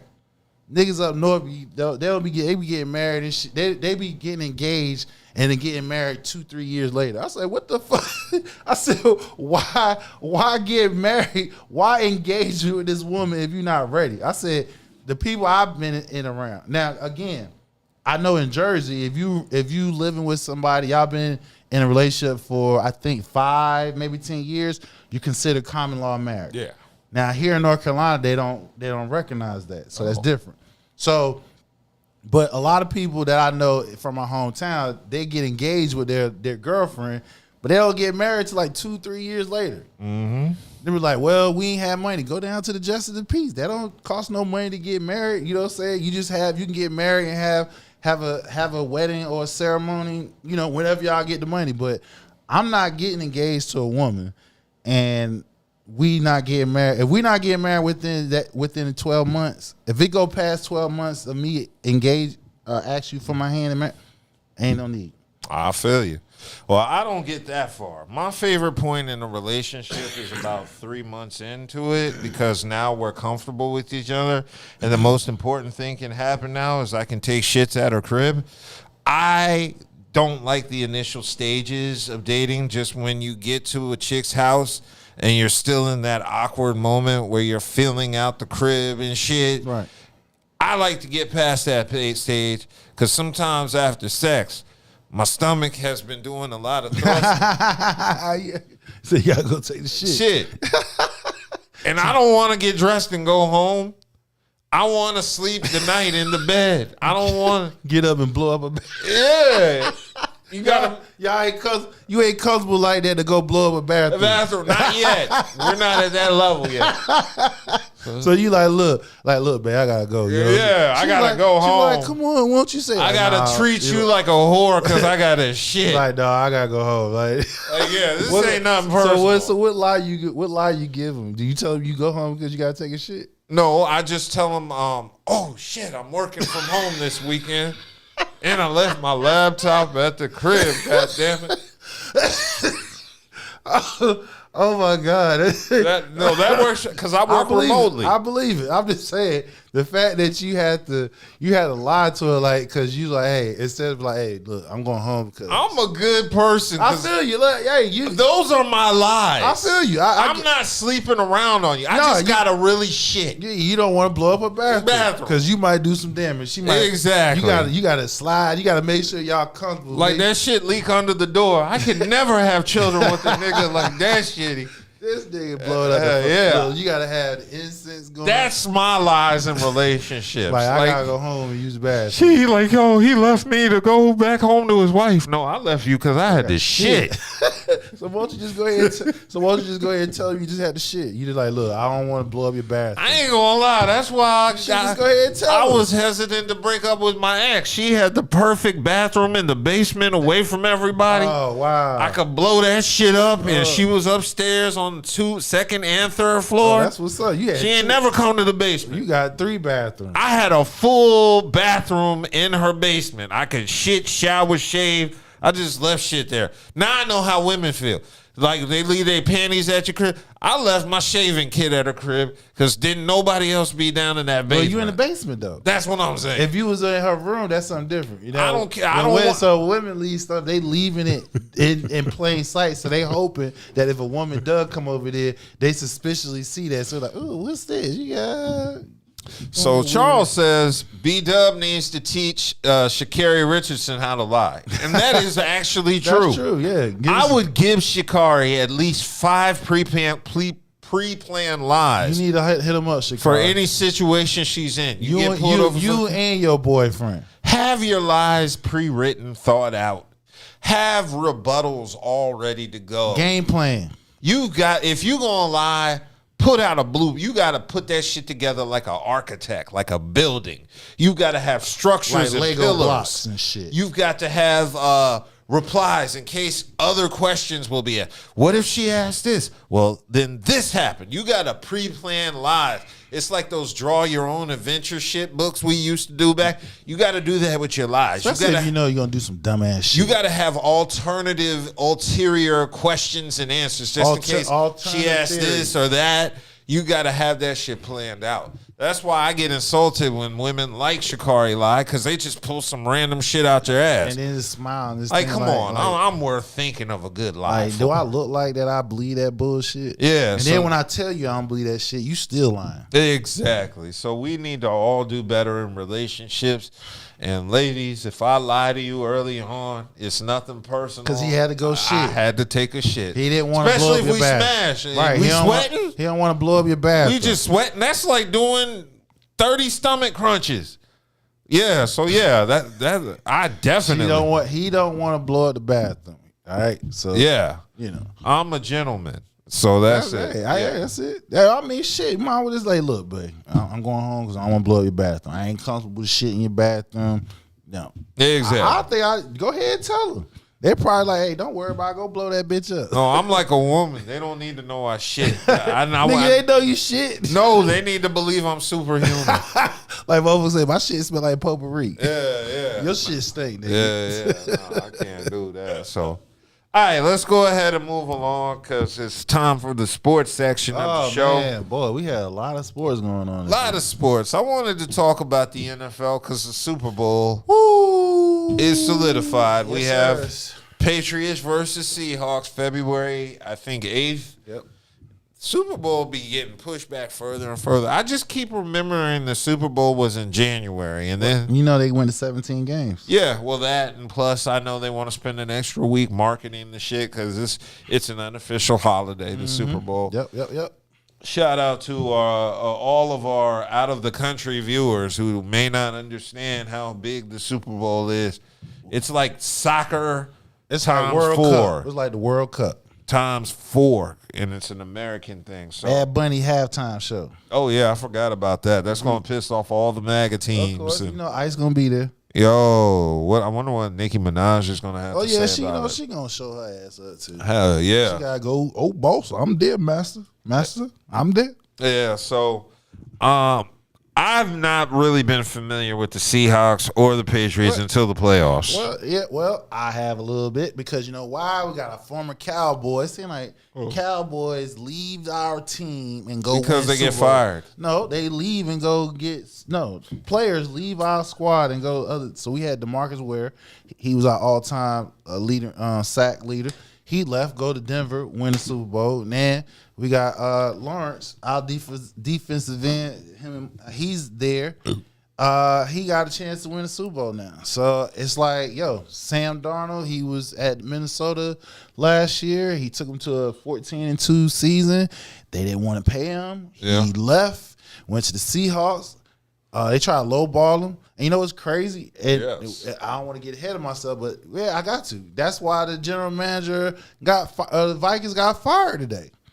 He got fired today because two of the quarterbacks that did well after they left him. They had Jones from the Giants, and they had Donald. That's at the Seahawks. They had him under. They didn't pay them enough to where it entice them to, if not both, one of them would stay. And when they left them, they had success at other teams. Now, Jones had an Achilles tear, and his season was over with. And then they were left with McCarty, which he's a rookie. He didn't perform well. So the in-house fighting and success of the two quarterbacks that was in the Vikings organization what led to their general manager getting fired today. So Donaldson, he's out of the 2018 class of Allen and Lamar Jackson. So he's the first one out of that class to get to the Super Bowl. Now he was a top 10 pick for the Jets, and his career was fucked up there at the Jets, but who career don't get fucked up at the Jets? You know what I'm saying? That's the fucked up ass organization. But carry on. Yeah. He leaves the Jets, goes to Carolina. It was okay. You know what I'm saying? Then he goes to San Francisco. Sat behind Brock Purdy. Got some game. I think they won. They went far in the playoff. Then he left from the 49ers, went to the Vikings. They had a great season.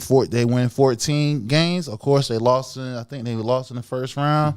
Then they didn't pay him enough. Then Tyson like, yeah, we want you. It was like, hey, this is what we give you, but that's only if you want to come back. But if you leave, it's okay. Seahawks said, hey, look, nigga, I got you. Come over here. We embrace you. You know what I'm saying? We're going to put a friendly deal, give you what you want up front. And if you do well, nigga, we're going to give you some more money. So he's shutting down the haters. So he's doing his thing. As far as the Patriots, we have Drake May from Carolina. UNC. Yeah. Was it second year? Yeah. Second year. They had the Super Bowl with the former Patriot coach. What, the former Patriot coach? Yeah. Belichick? No. What's it? I can't. I'm trying to get tongue tied by saying his damn name. The current coach. You don't know the current coach of the Patriots? It's called a brain fart. That's what it's called. Yeah. I'm about to say Vinatieri. God damn. It's a kicker. Yeah. Oh my God. Thank you, Google. Thank you. Help me out. I'm trying. I'm sinking. See, the Patriots coach? Yes. I'm trying to say his fucking name. I got Mike Vrabel. Thank you, Vrabel.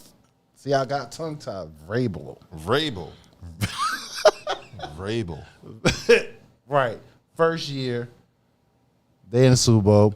They say Drake May got a hurt shoulder. Yeah, I heard about that. But he gonna play anyway. He ain't got no choice but to play. You better they gonna inject that shit. Hell yeah, they gonna inject it. But I believe Seahawks gonna win this.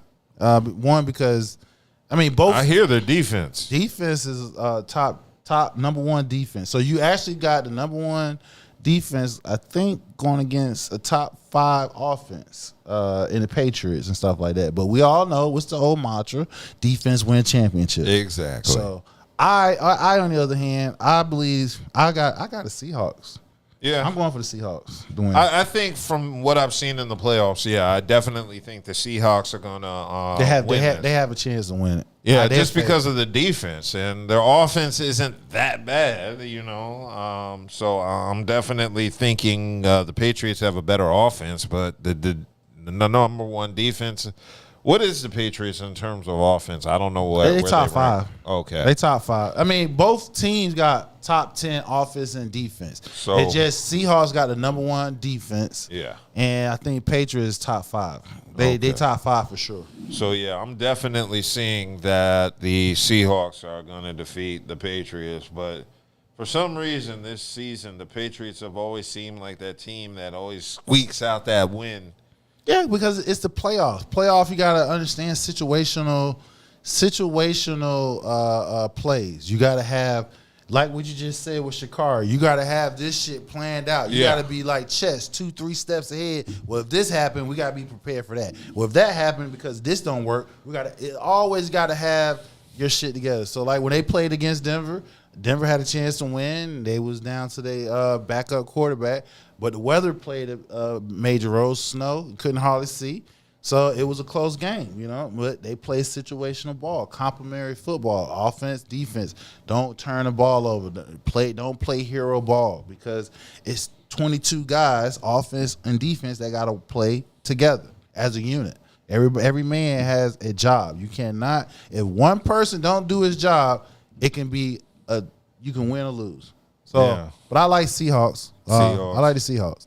Yeah, I'm kind of agreeing with you in terms of the Seahawks. I think the Seahawks are going to pull it out when it's all said and done. So we also had like a major coaching cycle. We had like 10 coaching vacancies, and it was crazy. You know what I'm saying? So the Steelers got old Cowboy, Green Bay Packer, Mike McCarthy. He's going to be the Steelers head coach.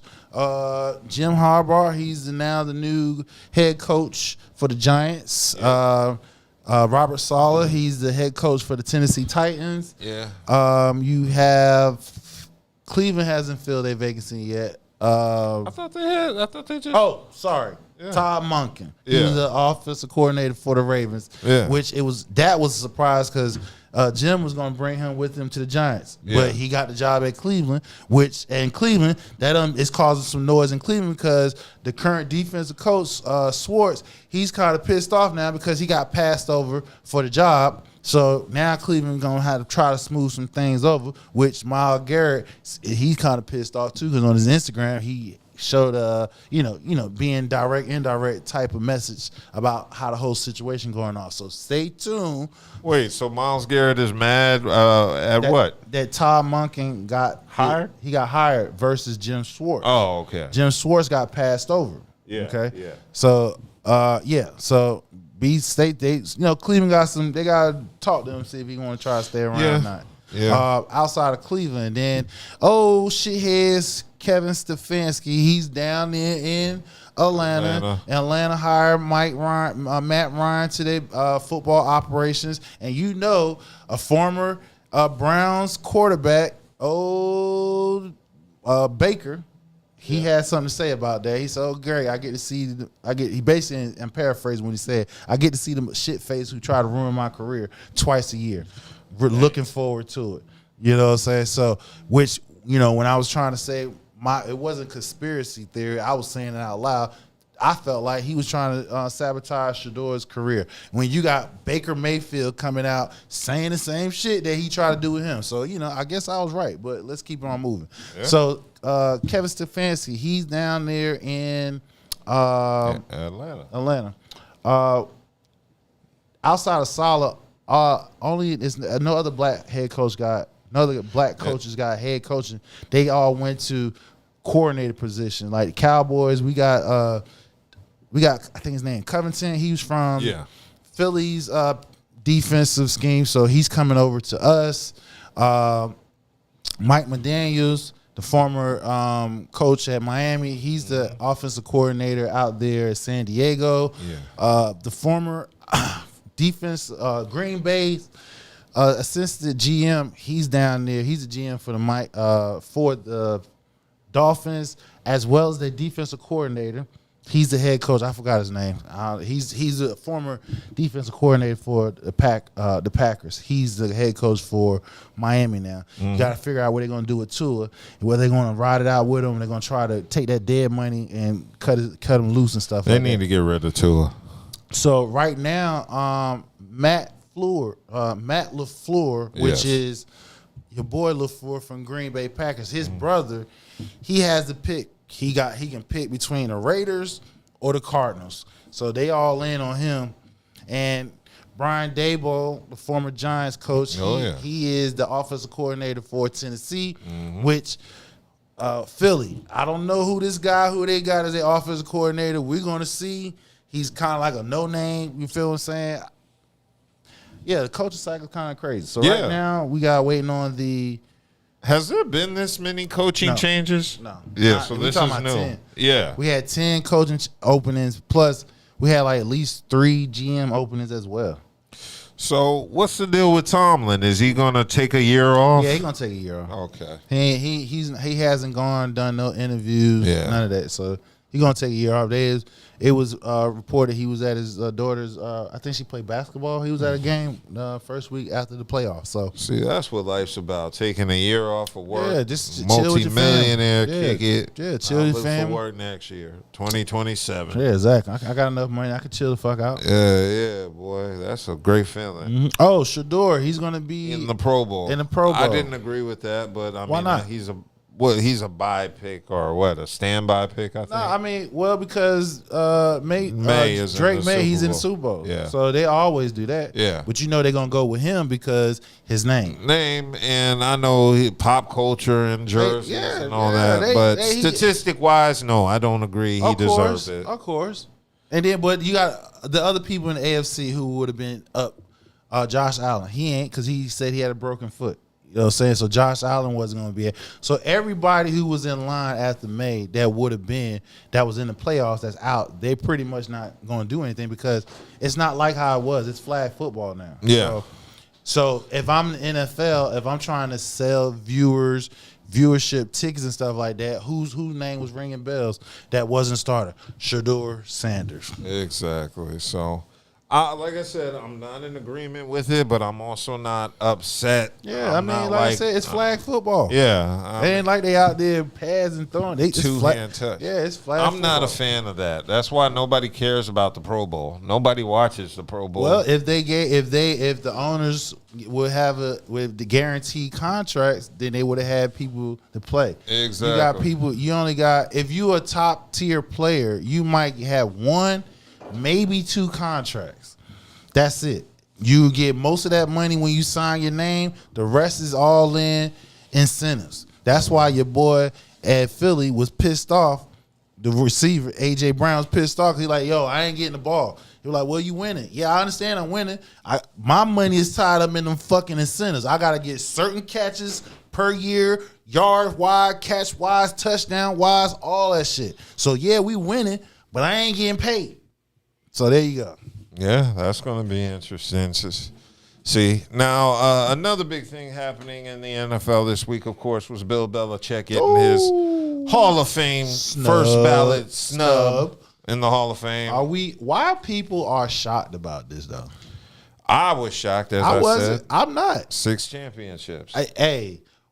Okay. Outside of his distinguished record, y'all keep forgetting Spygate, Deflategate. Y'all think he was gonna get by that shit?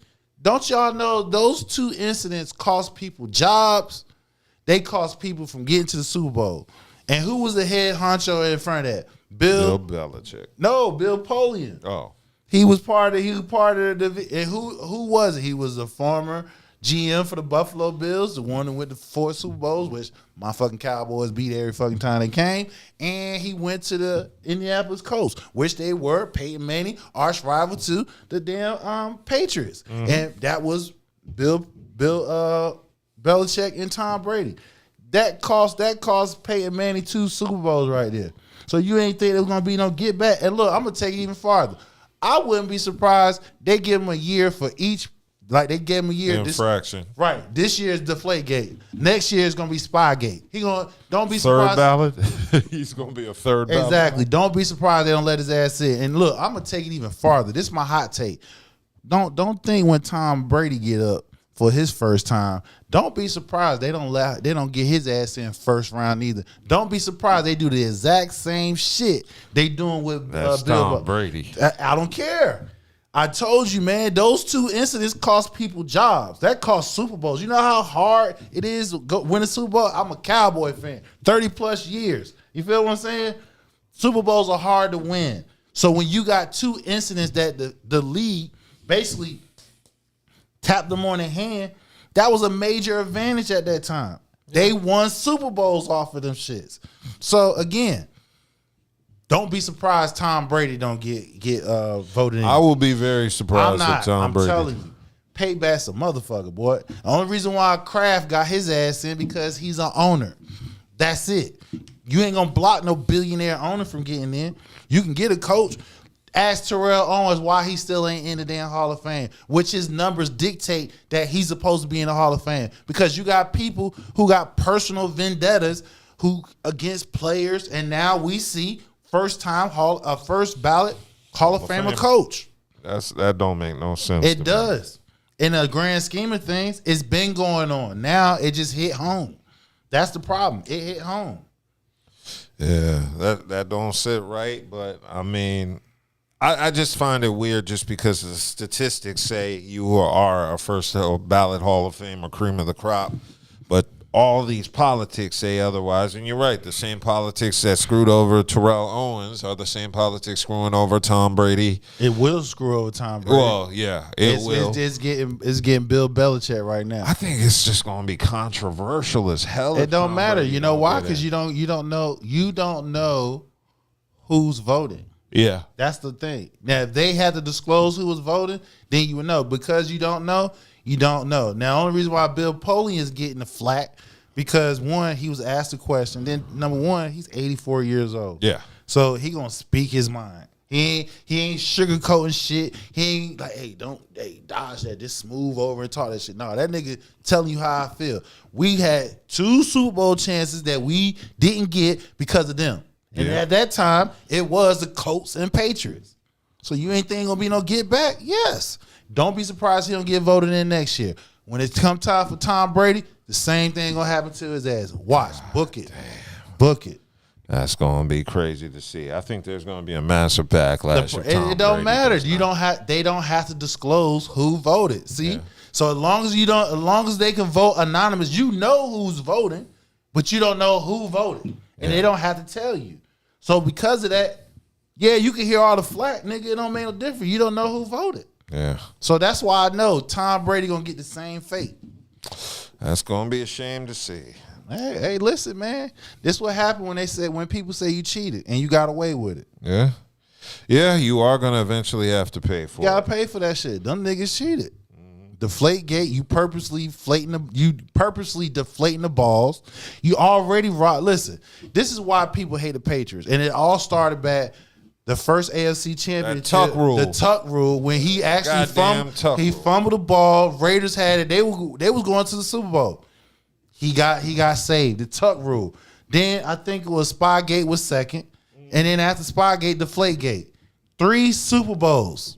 3 teams got gypped out of from getting to the Super Bowl. The Raiders and the Colts 2 times. You ain't think they were gonna be? It's not gonna be no. You're not gonna get paid for that shit. Yes. Yeah. Bill Belichick will not get voted in next year. I'm telling you right now. And when Tom Brady come up for his voting, he will not get in 2 years as well. Okay, now Charles says they made too many rules to protect Tom Brady to stop protecting them now. Yeah. LOL, he is going to be in on the first ballot. I don't think so. I definitely believe this. I don't think so. If you see if they got the greatest of all time coach, why you think Tom Brady's off limits? He's not. Well, my thing is this: if it's about anything other than stats, like it's about obviously since T.O. was denied, then wouldn't the same thing that got T.O. denied be the same thing that accepted Tom Brady? Tom Brady hasn't had no issues. The thing is, if a writer doesn't like you,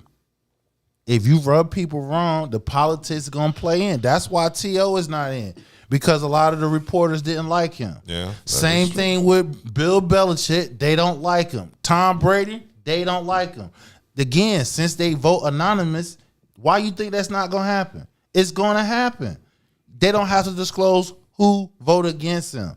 So this is retribution for the Patriots. The only reason why Kraft got in, because he's the fucking owner. Yeah.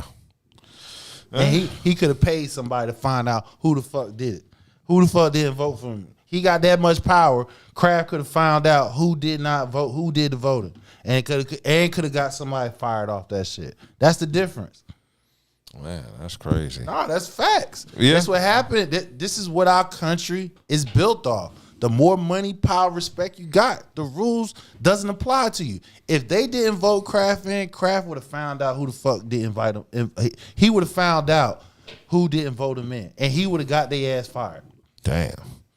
Okay, well, now that we've touched on that, I wanted to touch on this little comment by Jason Tatum, where he was on the Pivot podcast discussing his legacy in ball. The career I had right now, if I had it with the Grizzlies, like I would have a statue outside the arena. Right.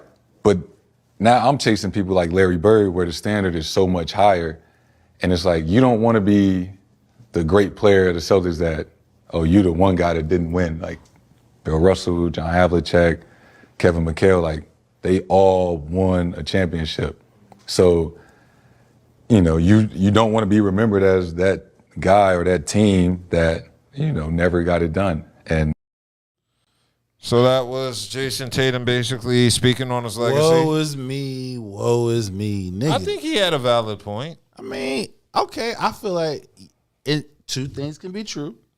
You got a point, but I think you're stretching it now. Now it's like you went from making your point to now it's like, oh, damn, you want somebody to feel sorry for you. Nigga, you in the toughest town, sports town in the league, Boston. Boston and New York and L.A., Chicago, those cities are very diehard about they fucking fan. Their fan bases are rabid. Yeah. So the fact that you are able to accomplish the naysayers, they're saying that you and Brown can't do, y'all couldn't be together.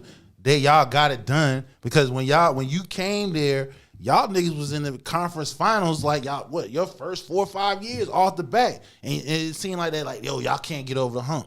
You know what I'm saying? So the fact that you got over the hump, you won. You feel what I'm saying? Now that monkey off your back. Now you had a horrific injury last year. You feel what I'm saying? And from based off of the reports and what's being shown, yo, you looking good. It's just a mental thing. Do you feel confident enough to come back? Now, he was saying something about how other role players done stepped up. They done made their mark on the team. Brown, he's doing this thing. The team is doing better. This is where I'm kind of looking at him sideways now because as he's detailing the accolades of his teammates and the team as a whole, what they're doing without him is almost like, well, I don't know if I want to come back. I might need to stay out. Nigga, if you the alpha of the fucking team, if you healthy to come back, come back. You just know that your team, they're playing well above expectations because everybody around the league thought y'all just going to be a middle road team. You feel what I'm saying? Mm-hmm. You're enough to remain relevant. You know what I'm saying? Right now, they're playing above expectations. So, nigga, if you can come back, we know you're gonna be rusty. You're not gonna be the full speed ahead Tatum, like how you know him because you've been out, you haven't played ball in a year. You feel what I'm saying? It's gonna take you some repetition to get back, get you going. But if you can come in and be half of what you normally would be, so if you used to scoring 35 and 5, nigga, if you come back, you efficient, give me 15, 3 and 3, and you efficient with your minutes because I'm sure you're gonna be on a minutes restriction and be impactful on defense. You feel what I'm saying? They will welcome you. Nigga, we ain't fucking pulling out no damn towels. Oh my God, I think that. That's why I say two things can be true. It's just like I said, it went from my team's doing well and shit. You know what I'm saying? They doing real well, and then I don't know if I should come back because I don't know if I'm gonna be able to fit in. I don't know if me coming back would disrupt the team and the chemistry. What's going on? No, nigga. If anything, you are an asset to the team. If the team is adapting without you, when you come back, even if you're not 100, even if your game is not 100%, if you can come back and be some type of impact on your team, that will help everybody your team to play above the rim. But I don't give a damn because I'm a Laker fan, so fuck them damn Boston players. Stop it. Fuck them players. Hey, listen, man, it's real like that.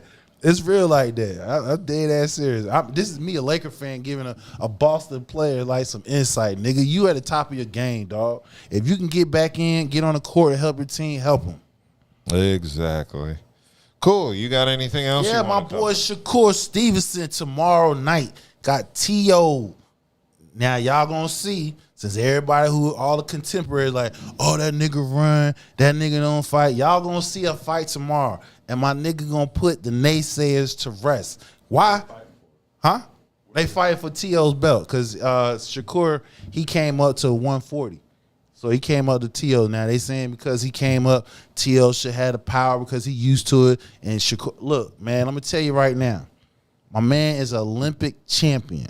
He is a 3-time division champion. When he beat T.O. tomorrow, he gonna do what Bud Crawford did last year, be another 4-time undisputed champion. You feel me? And all you punk ass Negroes that had shit to talk about my boy, he about to shut y'all mouths up tomorrow. Book it. He wins by a decision. A decision. Yeah. A decision. I'm not saying he knock out. Listen, he's a boxing technician, bro. I'm just saying the way you were phrased. Yeah, like beat him off nah. Then What? they gonna go to 12. It's gonna go to 12. It's because the thing about it is, listen, you're gonna see a power punch. You're gonna see the boxer that y'all want to see, somebody that can slug it out and shit like that. My boy Stevenson, he's like a version of my man that retired Floyd. He's a version of Floyd. That's exactly what he is. The only difference is Floyd know how to. He did what he did. He know how to be a showmanship of it. Shakur not. You feel what I'm saying? So that's the reason why people say his game is boring. But he's just like Floyd. Only difference is that nigga he's stronger than Floyd.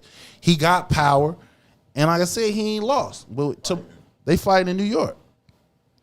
It's gonna be an interesting matchup. Yeah, so like I said, my man gonna win the division. I know. I'll watch it because ain't shit else gonna be on at that time. Yeah, we got NBA tomorrow, NBA tomorrow. Any noteworthy matchups? I ain't paying attention to the NBA till after the trade deadline. That's what's gonna be the most. Oh, Giannis is gonna be moved. Where? That's the question mark. Knicks. The only what? No, They're gonna get rid of Cat. No, the Knicks. The Knicks is gonna be difficult.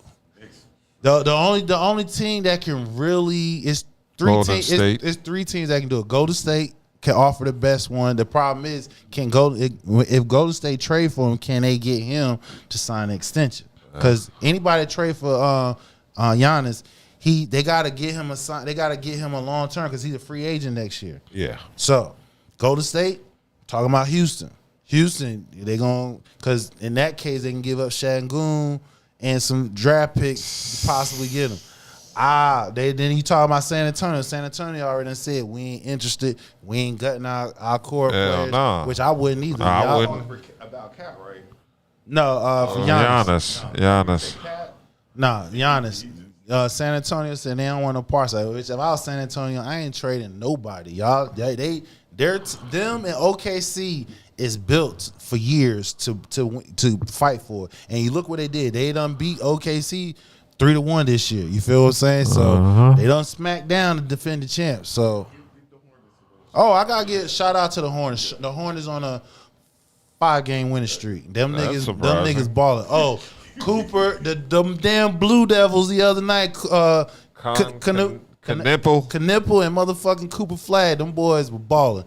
They had combined the top 2 rookies of the year right now. Yeah, exactly. They both combined for like 83 points in that game. Let's be honest. When was the last time 2 white rookies were competing for Rookie of the Year? Damn. I about to say Larry Bird, but I don't know who the other white guy is done. I was thinking, who's the last white guy to win it? Mike Miller? Bird don't count. The pre-Magic Bird era. You talking about white guy? 2 white guys for Rookie of the Year. You gotta go Kuzi or Jerry West. But you gotta think who was the other white. Yeah, Jerry West era. It would be a lot more white guys. Yeah, I'm not counting before Magic and Bird. That don't count. After Magic, I remember Mike Miller winning Rookie of the Year. That was it. It was only one. It hasn't been. It's never been 2. There have never been 2 white contenders for Rookie of the Year. No. Name a great white player. You can't. I didn't. No, you can't name a great white player. The last one wasn't Kevin Love. Rookie? Kevin Love. He was rookie. Rookie of the Year, but it's not. It's never been 2 white guys going back and forth. Back and forth for rookie year. And they both from Duke. Yeah. You know what I'm saying? And Did they both, play? Were they teammates? Yeah, they were teammates. Yeah. And Wally, but that's it. They were teammates. Wally Zerbiak? That was the last, like, you're talking Kevin Love, Wally Zerbiak, Mike Miller. What's my man White Chocolate? What's his name? Jason Williams. Yeah, like, it's a very handful. Yeah, it's a handful. But so this is, you're right. This is the first time in a long time that you got two from the same school. They're battling. It was Cooper. I don't know. They battle because as long as Charlotte keep winning, guys from the same school. Yeah, as long as the Hornets keep winning, he's up there with Cooper. You see, this is what happens when Trump's in office. It was never that good. Neither of them were good. Who that? Berries. The Berries. Brent Berry was an all-star. Yeah, he was an all-star, but I don't think he won Rookie of the Year though. He won dunk contest, Yeah, which is more impressive. Yeah, to be perfectly. So again, this is the first time in our generation that we see not one but two white guys that's in contention for Rookie of the Year, and they from the same school. That's amazing. And out of the same draft class. Same draft Let's class. See, Cooper went one. And he went 3. Okay. Yeah. That's going to be interesting. Yeah, Charles said put some respect on Keith Van Horn. Oh, yeah, you're right. Galloping goes? Yeah, Keith Van Horn, he was straight. Yeah. So like I said, Cooper and Knipple, they balling. Them boys, Charlotte, they're doing their thing. They beating some good teams. They beat the Lakers last week. They beat the Clippers. They beat the Sixers. They came back and won last night. So Charlotte playing some ball, and they got a nice little core. LaMelo, they've been bringing him on and off the bench. Some games he come off the bench and stuff like that. Yeah, but I know Knipple, he's doing his thing, and Cooper Flag. Those two are 1 and 2 or co-1 A1A 1B. I'll get it as Knipple because his team, the Charlotte has a better record than. Well, he's had a bigger impact, period, on the Hornets. Yeah. Yeah, but you're talking about Charlotte. Dallas was in the playoff last year. Charlotte hasn't been in the playoffs in over a decade. Yeah, but the reason they were in the playoffs is Kyrie got hurt. I get what you're saying. So again, if I'm a voter, if I'm sitting here who have a better impact on a team and they're winning, it's Knipple. Because of the Hornets. They're winning. And as long as if the Hornets gets in the playoffs, Knipple gonna win that shit. Yeah, so good. I definitely believe Knipple and Cooper. That's it. Those are your two. Them the only two that you worth talking about. Yeah. Oh, I'm sorry. White guy. I'm sorry. You were talking about white guys. No. Rookies in general. Rookies in general. VJ, he is, but he's considered on a stacked team. You got two All-Stars. You got Maxey and MB. Knipple has the biggest impact. I'm just saying VJ should be mentioned, but those two are. Yeah, but he's not dependent on to score as much. He's not dependent on to do certain things. These two right here, they're their team main focus, and their utilage is a hell of a lot higher than any other rookie that's in their draft class. Exactly. And the fact that these two played the other night, they balling. That was I think the third highest scoring amongst rookies battling each other. They had 83 points. Yeah, Duke was straight. It also lets you know they fell short on winning the title. Yeah. But you also look at this year's NBA draft. The Boozer twins, the oldest Boozer twin, Carmelo's son, is he gonna enter? I don't know, but he's not being talked about. And one other cat, he's out of Kansas. There's a cat out of Kansas, and there's another one BYU, and there's another one out of Oklahoma. Those guys is like the ones that's being main talked about. Oh, one last note in the basketball. Yeah. I sent the clip about your boy Rondo's son. He is a beast. This Rondo, I don't know whoever need to get him in the lead to coach. I'm talking about his son is 13 years old. He's an 8th grader, but he's playing on high school basketball team.